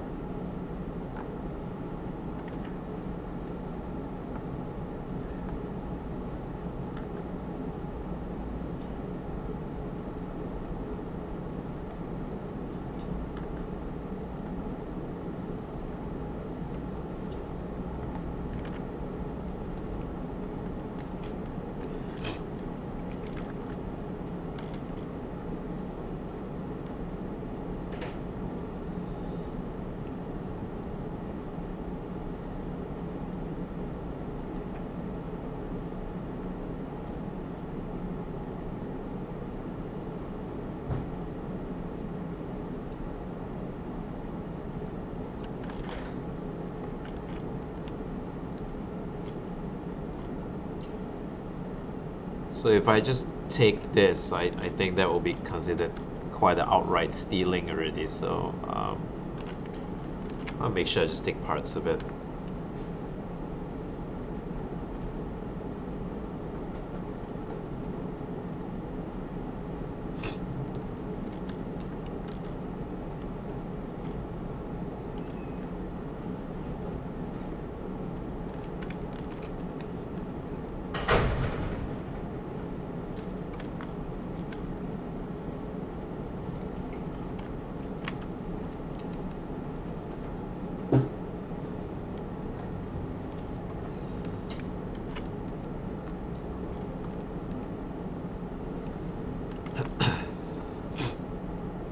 So I love how the buildings are just kind of adding that necessary noise and volume, which I think was sorely missing in the piece.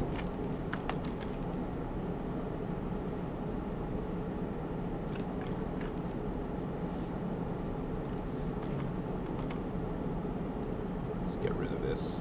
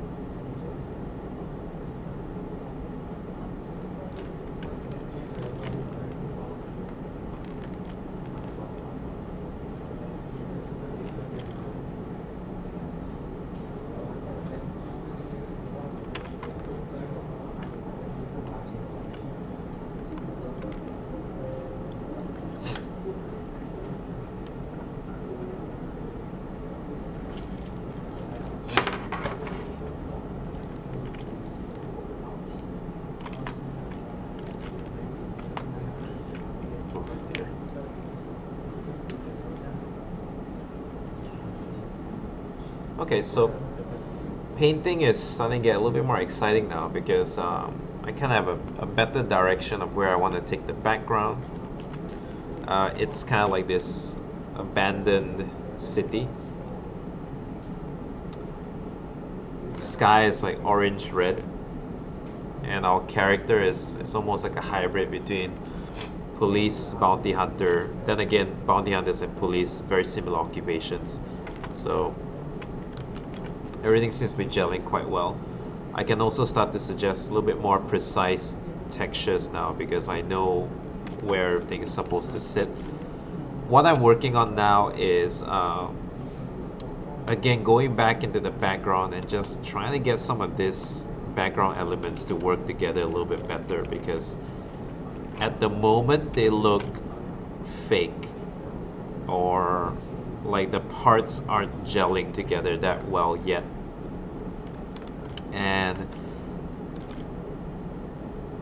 I am looking into trying to match the values to make sure like it lines up with the depth.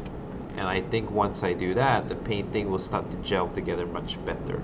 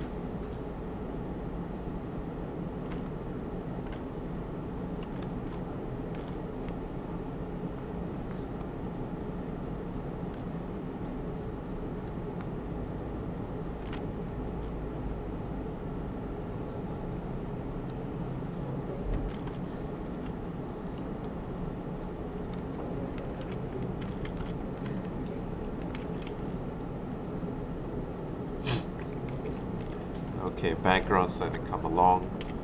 Need some sky.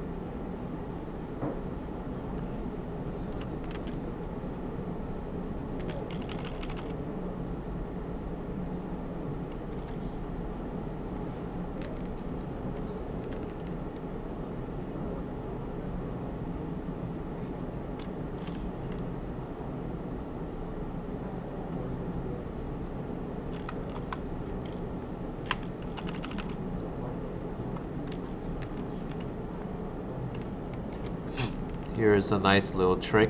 What I'm doing is selecting a specific value and using a magic wand.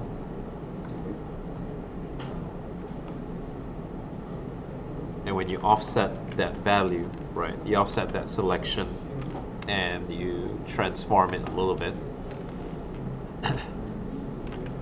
What you can do is kind of like paint in this very kind of organic shapes, or I wouldn't say like mechanical shapes that fit the theme. So it makes it look like the building is kind of overextending itself. All of the selection is just randomized through the magic wand tool. So it kind of is a quick way to add some detail and noise to, let's say, like a structure without having to texture bash or create custom brushes. Everything is just within the painting itself. So it's great for like to just kind of jack up the silhouette in the background here. Considering how like some of the lines here are a little bit too clean before this.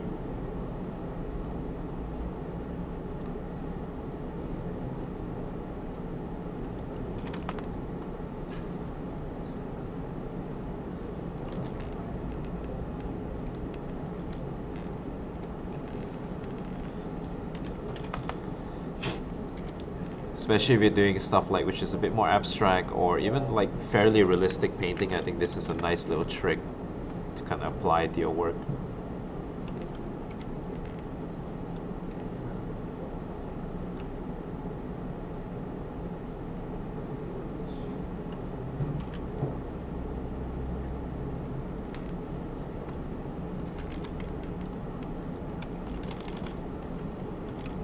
I'm also using it to just increase the surface detail on some of the parts here.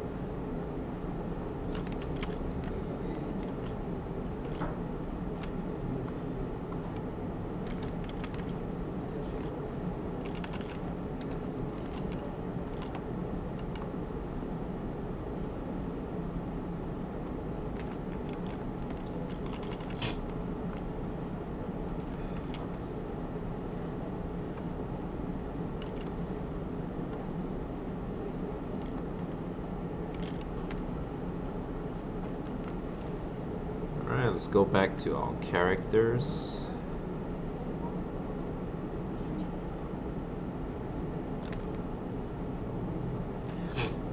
Now that our background is a little bit more fleshed out, I can go back to them and start to tweak it a little bit further.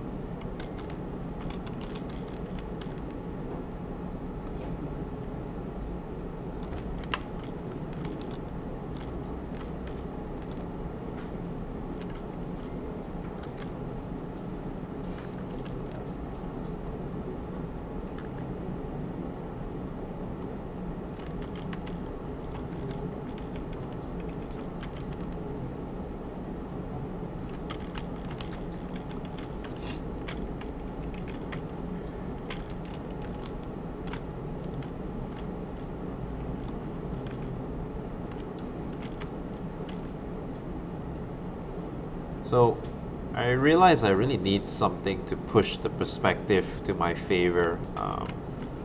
So I'm going to use this circle and repeat it a few times so that this will allow the eye to kind of connect the dots, so to say, that this circle is in perspective with this circle.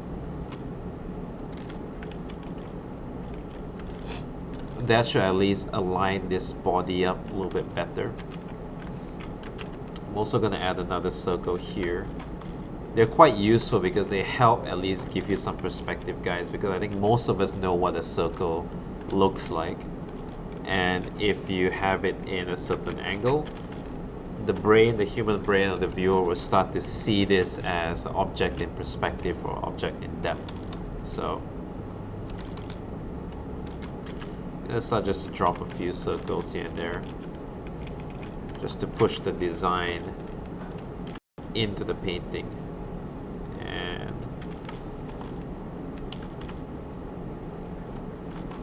bring some of this disc in.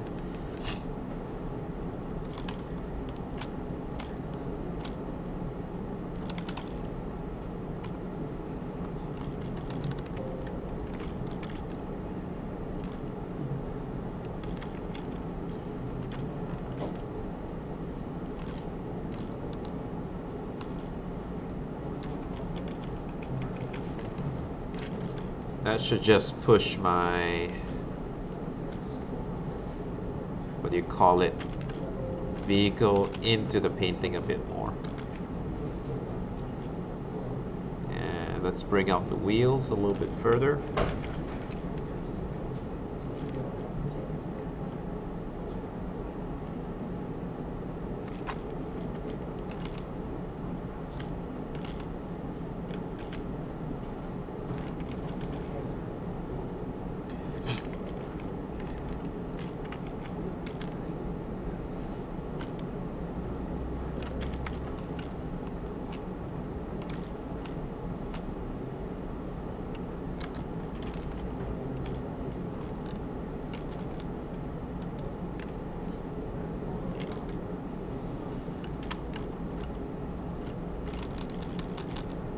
Fortunately, I really do think like this glass is very distracting, so I'm just gonna get rid of it. As much as I like it. Oh, you know what? I think if I just make it black, it should be fine.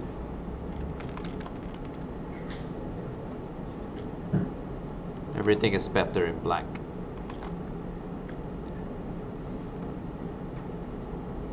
Okay.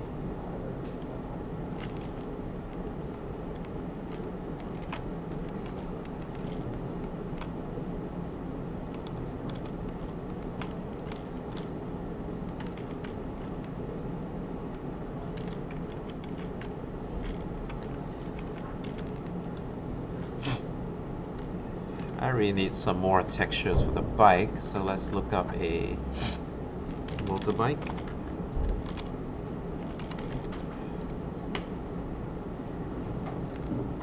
It'd be nice if we can get one that's similar type of model, brand and make.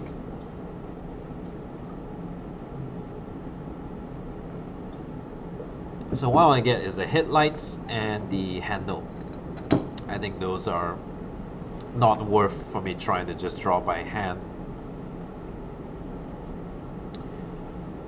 So what I'm looking for is just a kind of an interesting model that I can use. Something that matches the aesthetics of my current design. Let's see this one.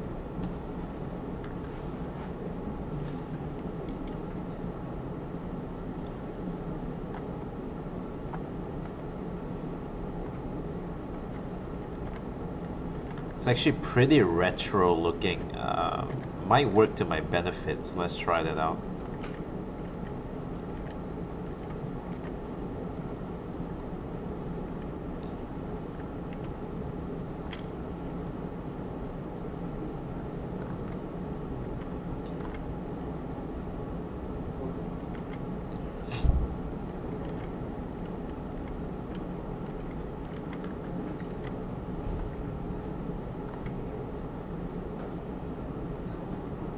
It's a really good scan, by the way.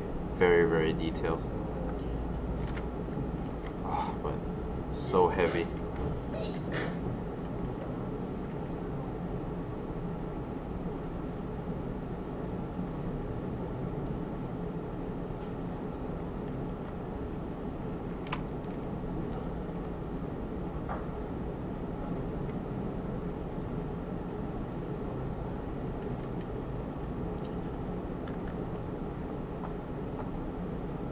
Let's lighten up my PC a little bit by shutting down some of these tabs. Man, it's so slow now.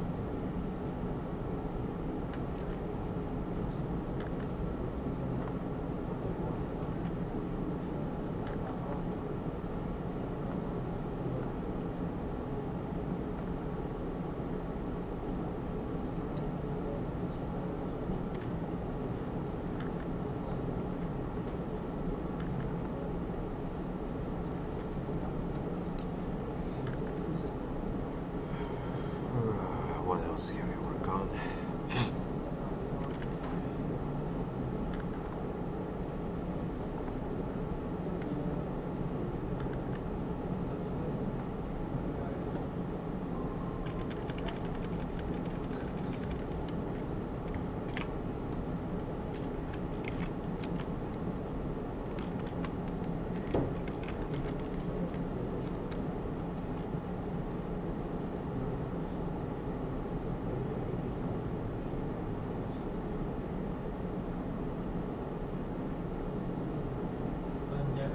Yeah. Most of your work are using 3D that you do yourself or sketchfab. Oh, actually, for my own stuff, I build it myself. Is it faster or? It's purely because like um, I had plans of 3D printing them. Yeah, so but if I'm just working on a pure illustration, yeah. Anyway, so the question was like for my personal work, do I actually model some of the parts or do I sketchfab all the way? So it's a bit of both. And also what I'm going to use the concept for. So let's say the concept will be 3D printed, or I need to have a turnaround view of it, you know, for production. Then it's best that I just model it out. But a lot of the micro details I will tend to use sketchfab. And modeling is quite a heavy investment, right? Because you have to open up a new software, you have to learn how to model. It does take quite a bit of time.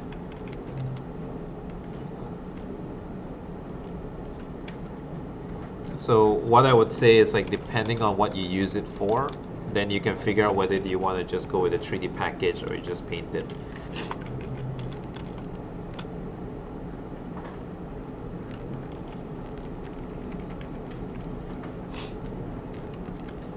Thank you so much for finally asking a question. Yeah, it's always nice. What 3D software you use? Oh, all my modeling is done in Autodesk Maya. It's the same one that we teach at the One Academy. It's because I was from an animation major, so we learned Maya. But I use ZBrush as well for sculpting. So that one is really good for creature design and some character design work, especially like the head design. But for mechanical stuff, I model, and actually I forgot to mention, I 3D kit bash a lot as well. So I would download or buy like kit bash models. So a kit bash model is just maybe a gear or a part or a small section that you can repeat over and over to come out with your own design. So I spend quite a bit of money like buying models, buying assets, downloading ones, and currently I have my own 3D kit bash library. It's a mix of my own models and bought models. So I wouldn't actually call it 3D modeling the real way because the actual 3D modeling actually takes a lot of technical ability. But if you're just doing it for concept art, you can do a very like lazy version of 3D modeling. where you're solely focused on the design. So the only reason why I'm using sketchfab is because I know what I want, but I just don't have the time to paint it in, right? I know I want this specific thing and this suspension, but I can't factor in the time to paint it in because there's still a lot of things I need to do. Because if you were to paint this whole picture within like a single sitting, it might take you 10-15 hours, right? At least to get everything out. But I want to spend that 10-15 hours for the design instead, or maybe the storytelling. Or maybe I don't even want to spend 10-15 hours, I just want to spend 2 hours, right? So the 3D or photo texture or whatever technique you use shouldn't affect the outcome of the design. It should just make it faster or better. That's really it.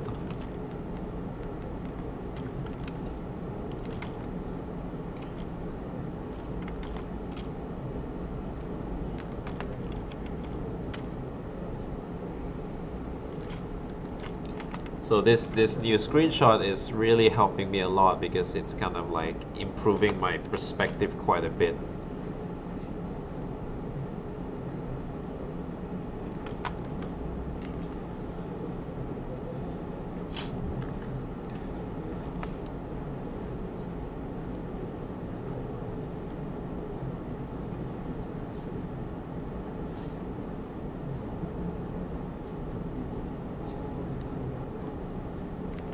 So another thing that we do in my studio is that we might sketch out this character traditionally, just with a pen and paper or on Photoshop, but we might rebuild this whole scene using a very, very simple 3D model. And we'll only model it to the point where it's good enough to see the shapes, because what we'll do is we'll use a 3D engine to add lighting, and this way the lighting will be very precise to the models. And then what we'll do is we'll take that lighting pass and then paint over that and turn that into an illustration instead. So what I found out is that like for an artist to learn something as complicated as lighting or perspective, it takes you many years, right? And some of you might not have that time. You need to work and you need to create content now. So that's what the tools are for, I believe, right? I look at it the same way as, like, no one's gonna expect you to draw a straight line with your hands, right? You use a ruler to draw a straight line, and no one's gonna say that you're cheating or it's wrong because you're using a ruler.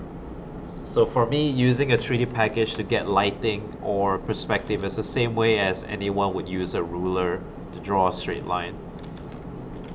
So I'm not too worked up about it. Right now, I think that like there's a lot more improvements as well. Like some people are using VR to sketch, because when you use a VR goggles and draw, it kind of creates a very intuitive and working environment, because you're almost like sculpting air and come up with some very fun designs. What else? A lot of people are using also game engine for lighting instead, because like Unreal Engine is free. So that way you can do a very rough model using a VR system and then put it in Unreal Engine to get some lighting. And there's some pretty decent concepts done that way as well.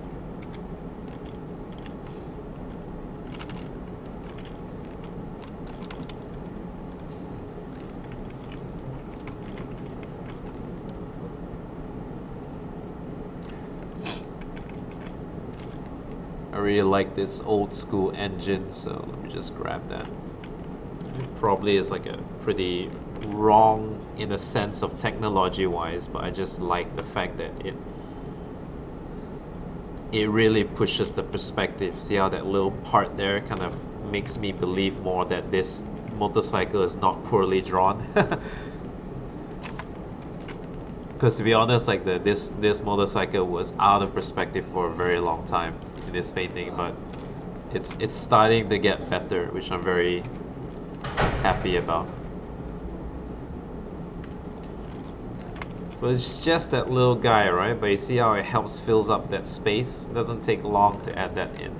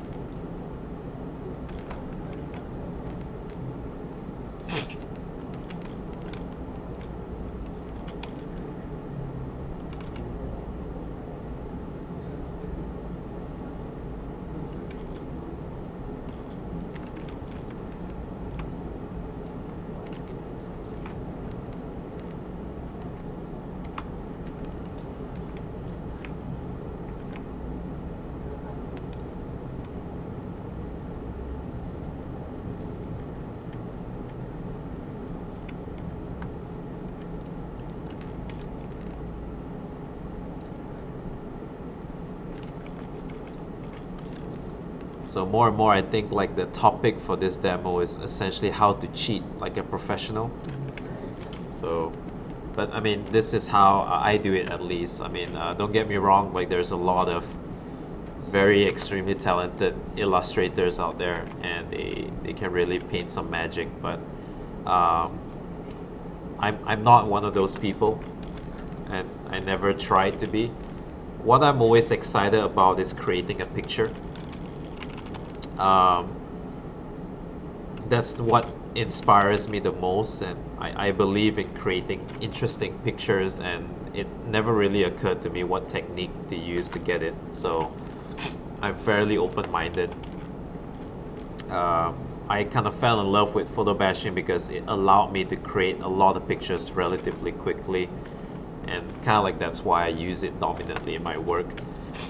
If you look at my sketchbook, my personal sketchbook, I still draw everything with pen and paper, right? But I would never like detail them to the point where they look like photographs, because the whole point of a sketch for me was just to again create a picture just enough so that I understand what's going on, and then I will either recreate it digitally using photobash or whatever, right? So I think it's a good thing to kind of like understand why photobashing has become such a thing. It's not so much the technique, but it's really just like the opportunities that it gives you as an artist to create stuff.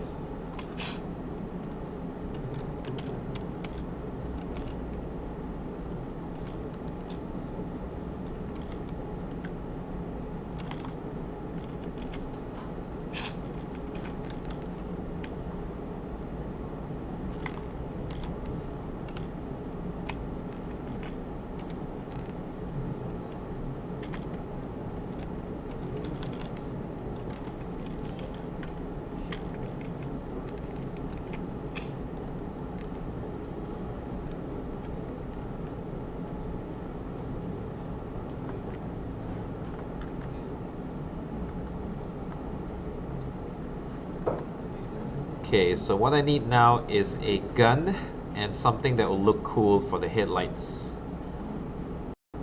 My motorcycle headlights. So I don't want any lights because the scene is quite bright. I've always liked this texture. I'm gonna bring in some of my favorite textures at the moment.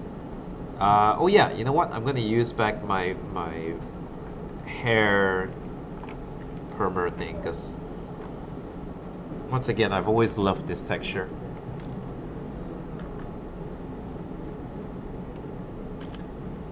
Let's put this in.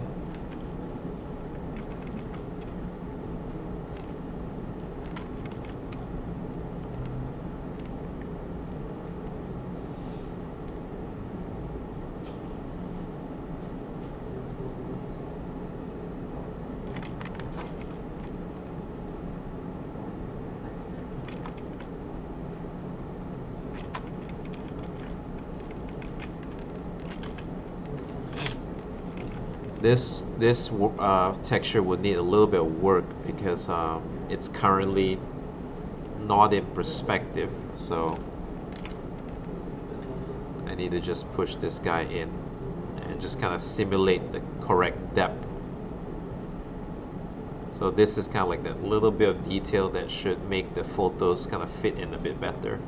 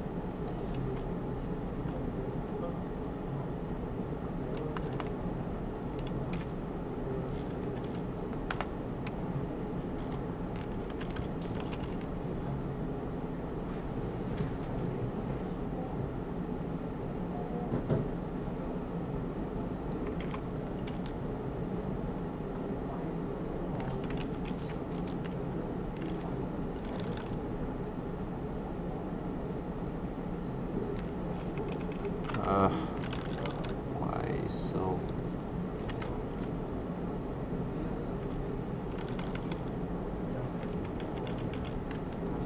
Okay, got some headlights on, that looks pretty dope. I still want to improve the texture on this guy because it's right in front of the camera, so I want to flesh it out a little bit further. Oh, sorry, you know what? I'm going to take a break from that, sorry. I'm going to work on the gun. I think we've been painting the bike for a little bit too long, so might get a little bit tunnel vision at that point. So I'm going to quickly jump back on the character again, flesh out some of the missing stuff like the weapon. The weapon was fairly ignored this whole time, so I'm just going to drop in like a nice futuristic squarish gun weapon.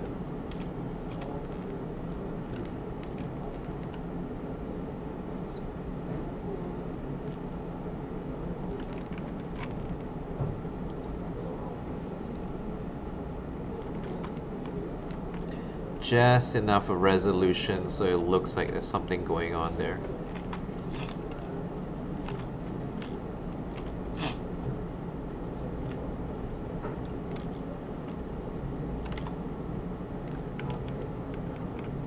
That's probably good enough.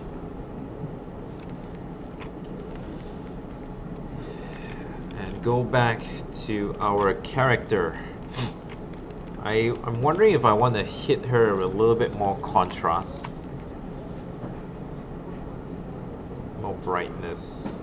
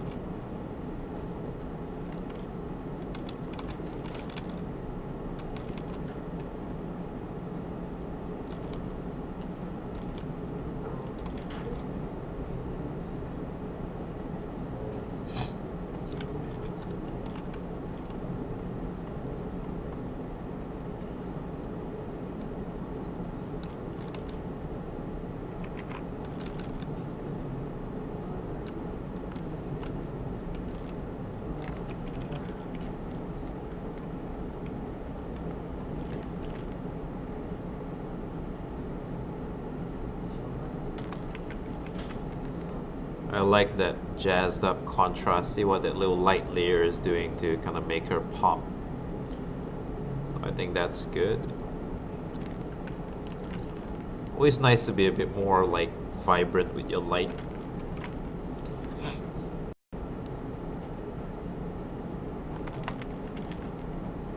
I'm also doing the light on like a separate layer.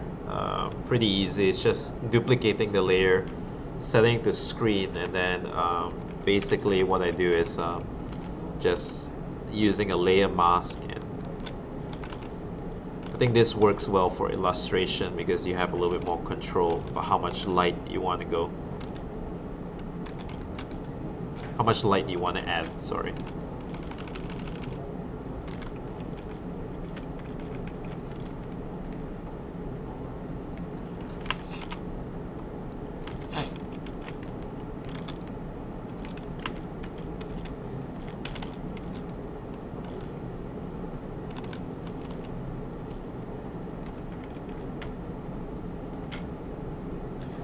The other reason why I'm doing it separate like this as well is, for example, where let's say you get feedback where you want to,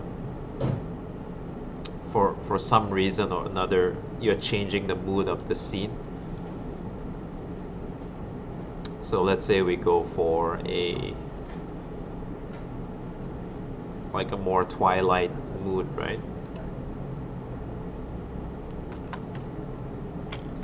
Something like that, for example.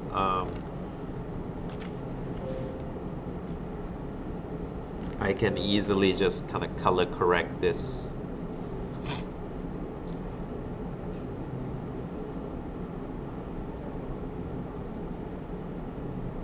You know, and try out like a much more different color scheme. Or we can do something a bit more stylized where it's a complementary instead. Or like a, I don't know what's the word, like split complementary, where you do something more vibrant. So it is still possible.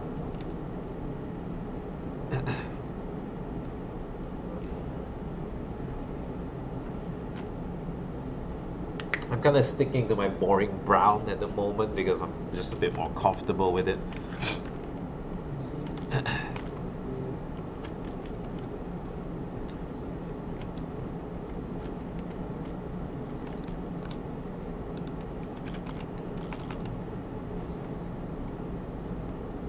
But we're reaching the end already. It's kind of like just finessing at the moment, kind of get all the materials kind of work together. I'm trying to be careful what I reveal versus what I hide. So I don't want to show the whole design. I just want parts of it to appear.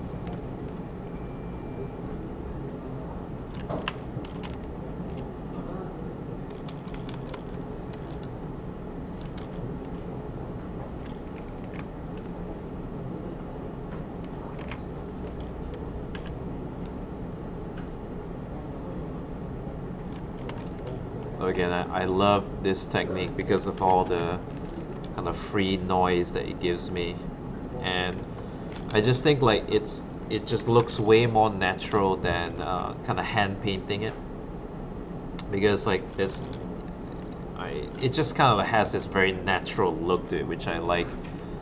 Using the magic wand, man, I play with this tool a lot. I like how it gives the computer a chance to, add its own detail. So not everything is like kind of forced by me.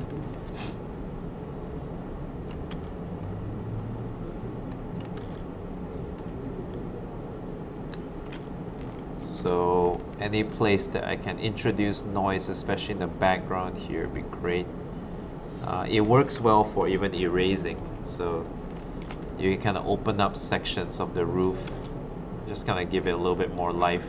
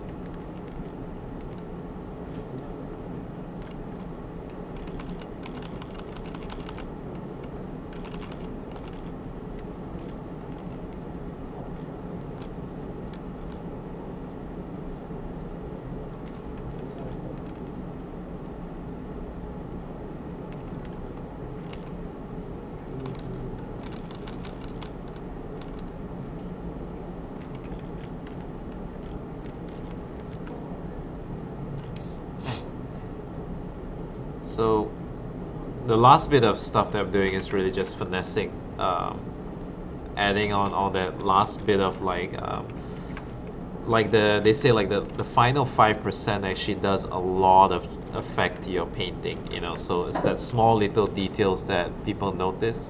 So I just want to integrate this buildings into the background a little bit better by giving them just a kick of a little bit of light affecting them. So maybe there is a sun ray like off camera that is just casting light onto these buildings, and it's a subtle effect, but I think it ties the building in together. You can kind of see it here as well, where there's just a little bit of light hitting them.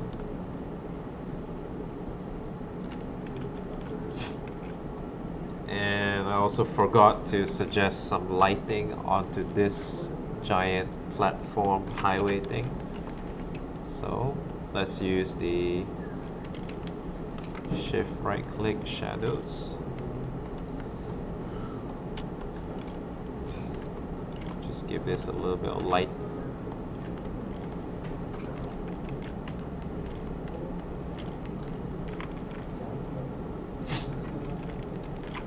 Okay, looking good.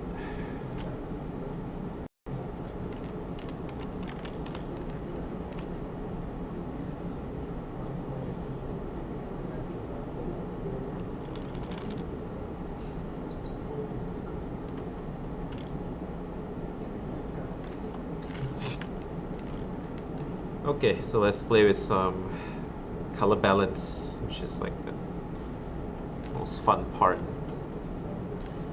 Okay, so let's put all of this aside because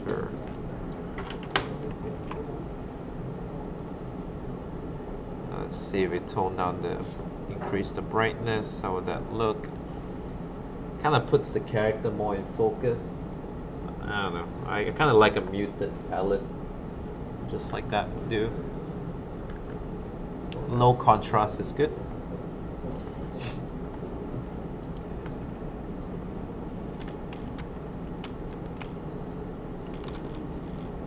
So get rid of that. Let's crank up the values on the sky a little bit because I think more contrast here would be nice.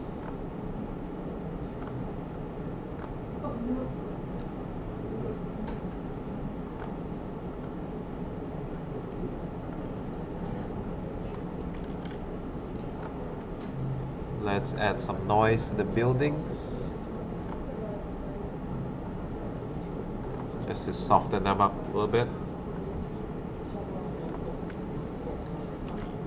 I'm also thinking of just what if I darken this whole, if I lower the contrast of this whole structure as well.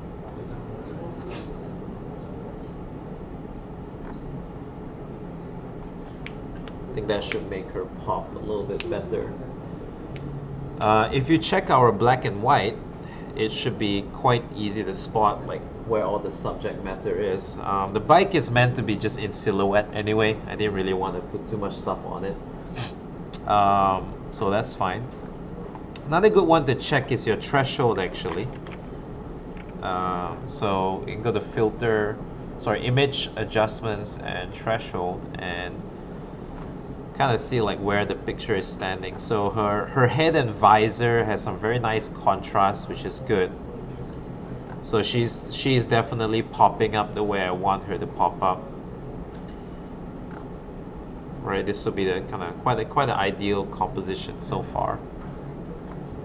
But yeah, let's still fool around with the values a little bit. Maybe a little bit more light here. And now this is kind of like just thinking like an illustrator, you know, making certain areas pop more than others, just from a picture's perspective or a picture standpoint. I'm going to be careful because I like to do this too much that I mess up the lighting. It's a bad habit of mine, but you know, only human, so.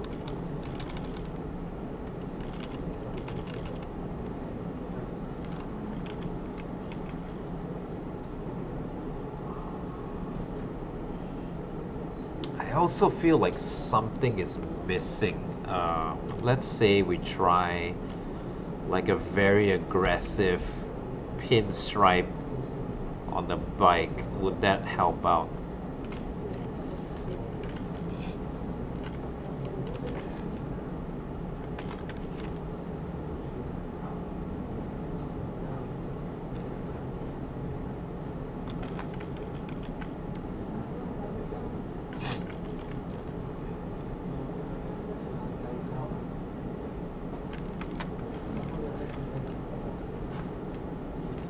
This is like the good old black and orange thing. Black and red, black and blue. I don't know, let's just test out some color in this scene. It's kind of a little bit too much black.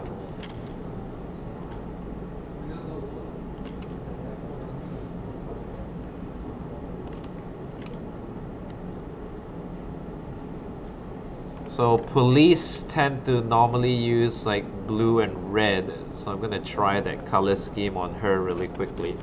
See how that comes along.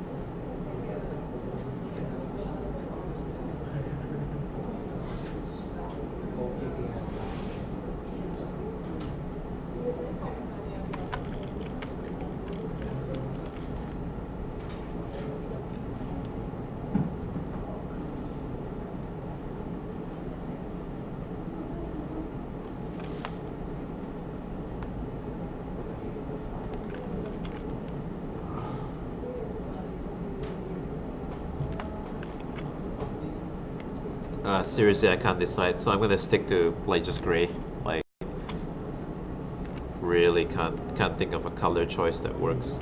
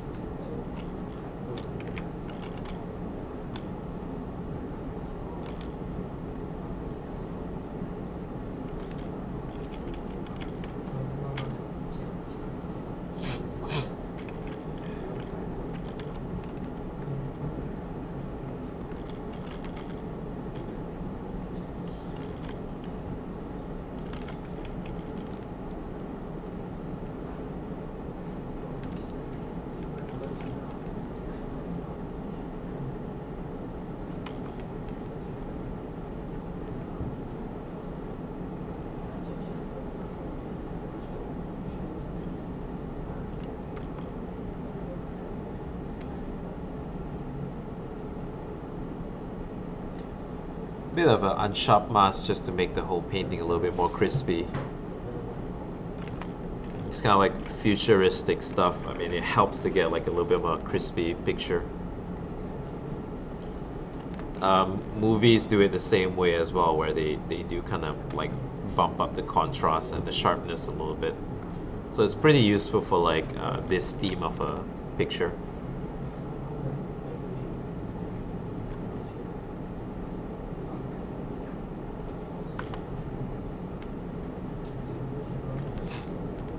And I'm gonna add on just a color lookup and see if that kind of helps balances out all the elements that we have.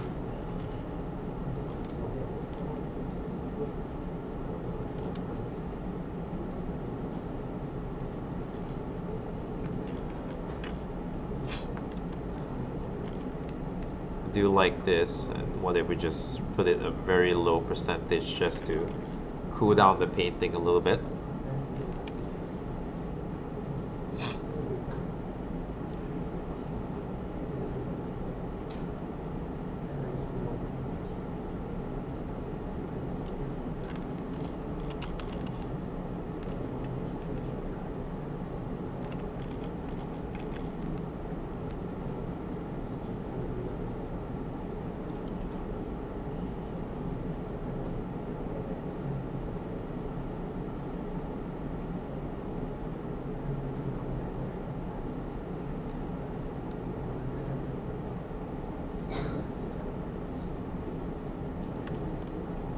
going to jack up the vibrance and saturation just at the end, just to give the picture more stuff to bite on.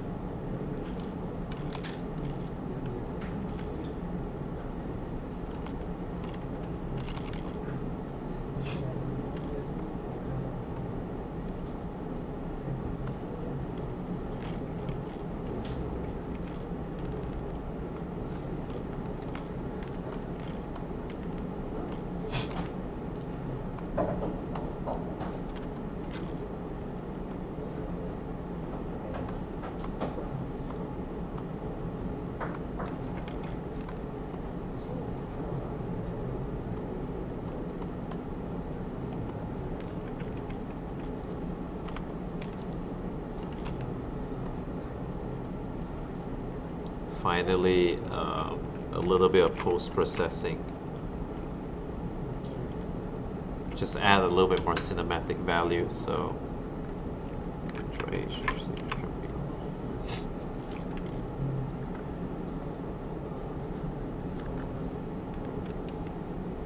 let's add a bit of radial blur.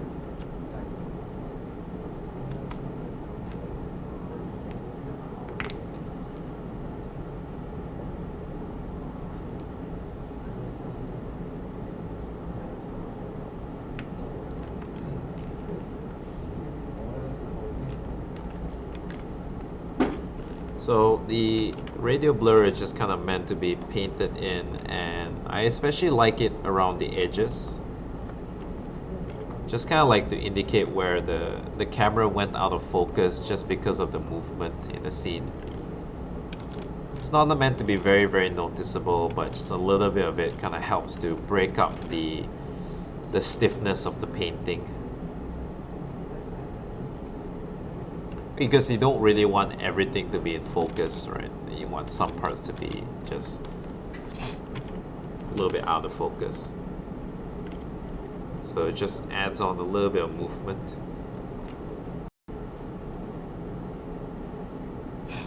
What else?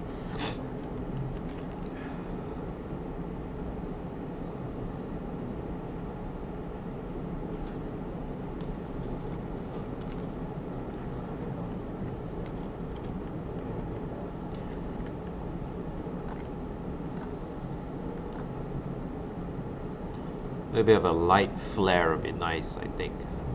Light ray coming from off screen.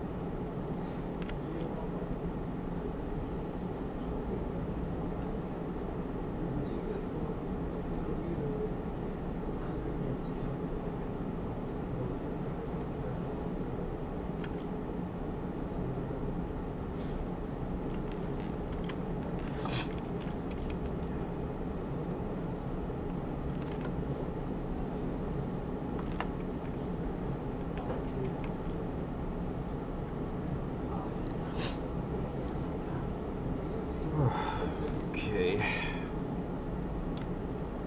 Well, this guard ray is kind of like, it needs a little bit of work, but it's doing its job, but I think I need to manually clean it up. I might do like just a very light version, that way we can wrap up this painting, and then maybe I'll tweak it back in my studio. But we're very close to kind of having it to a point where it's presentable.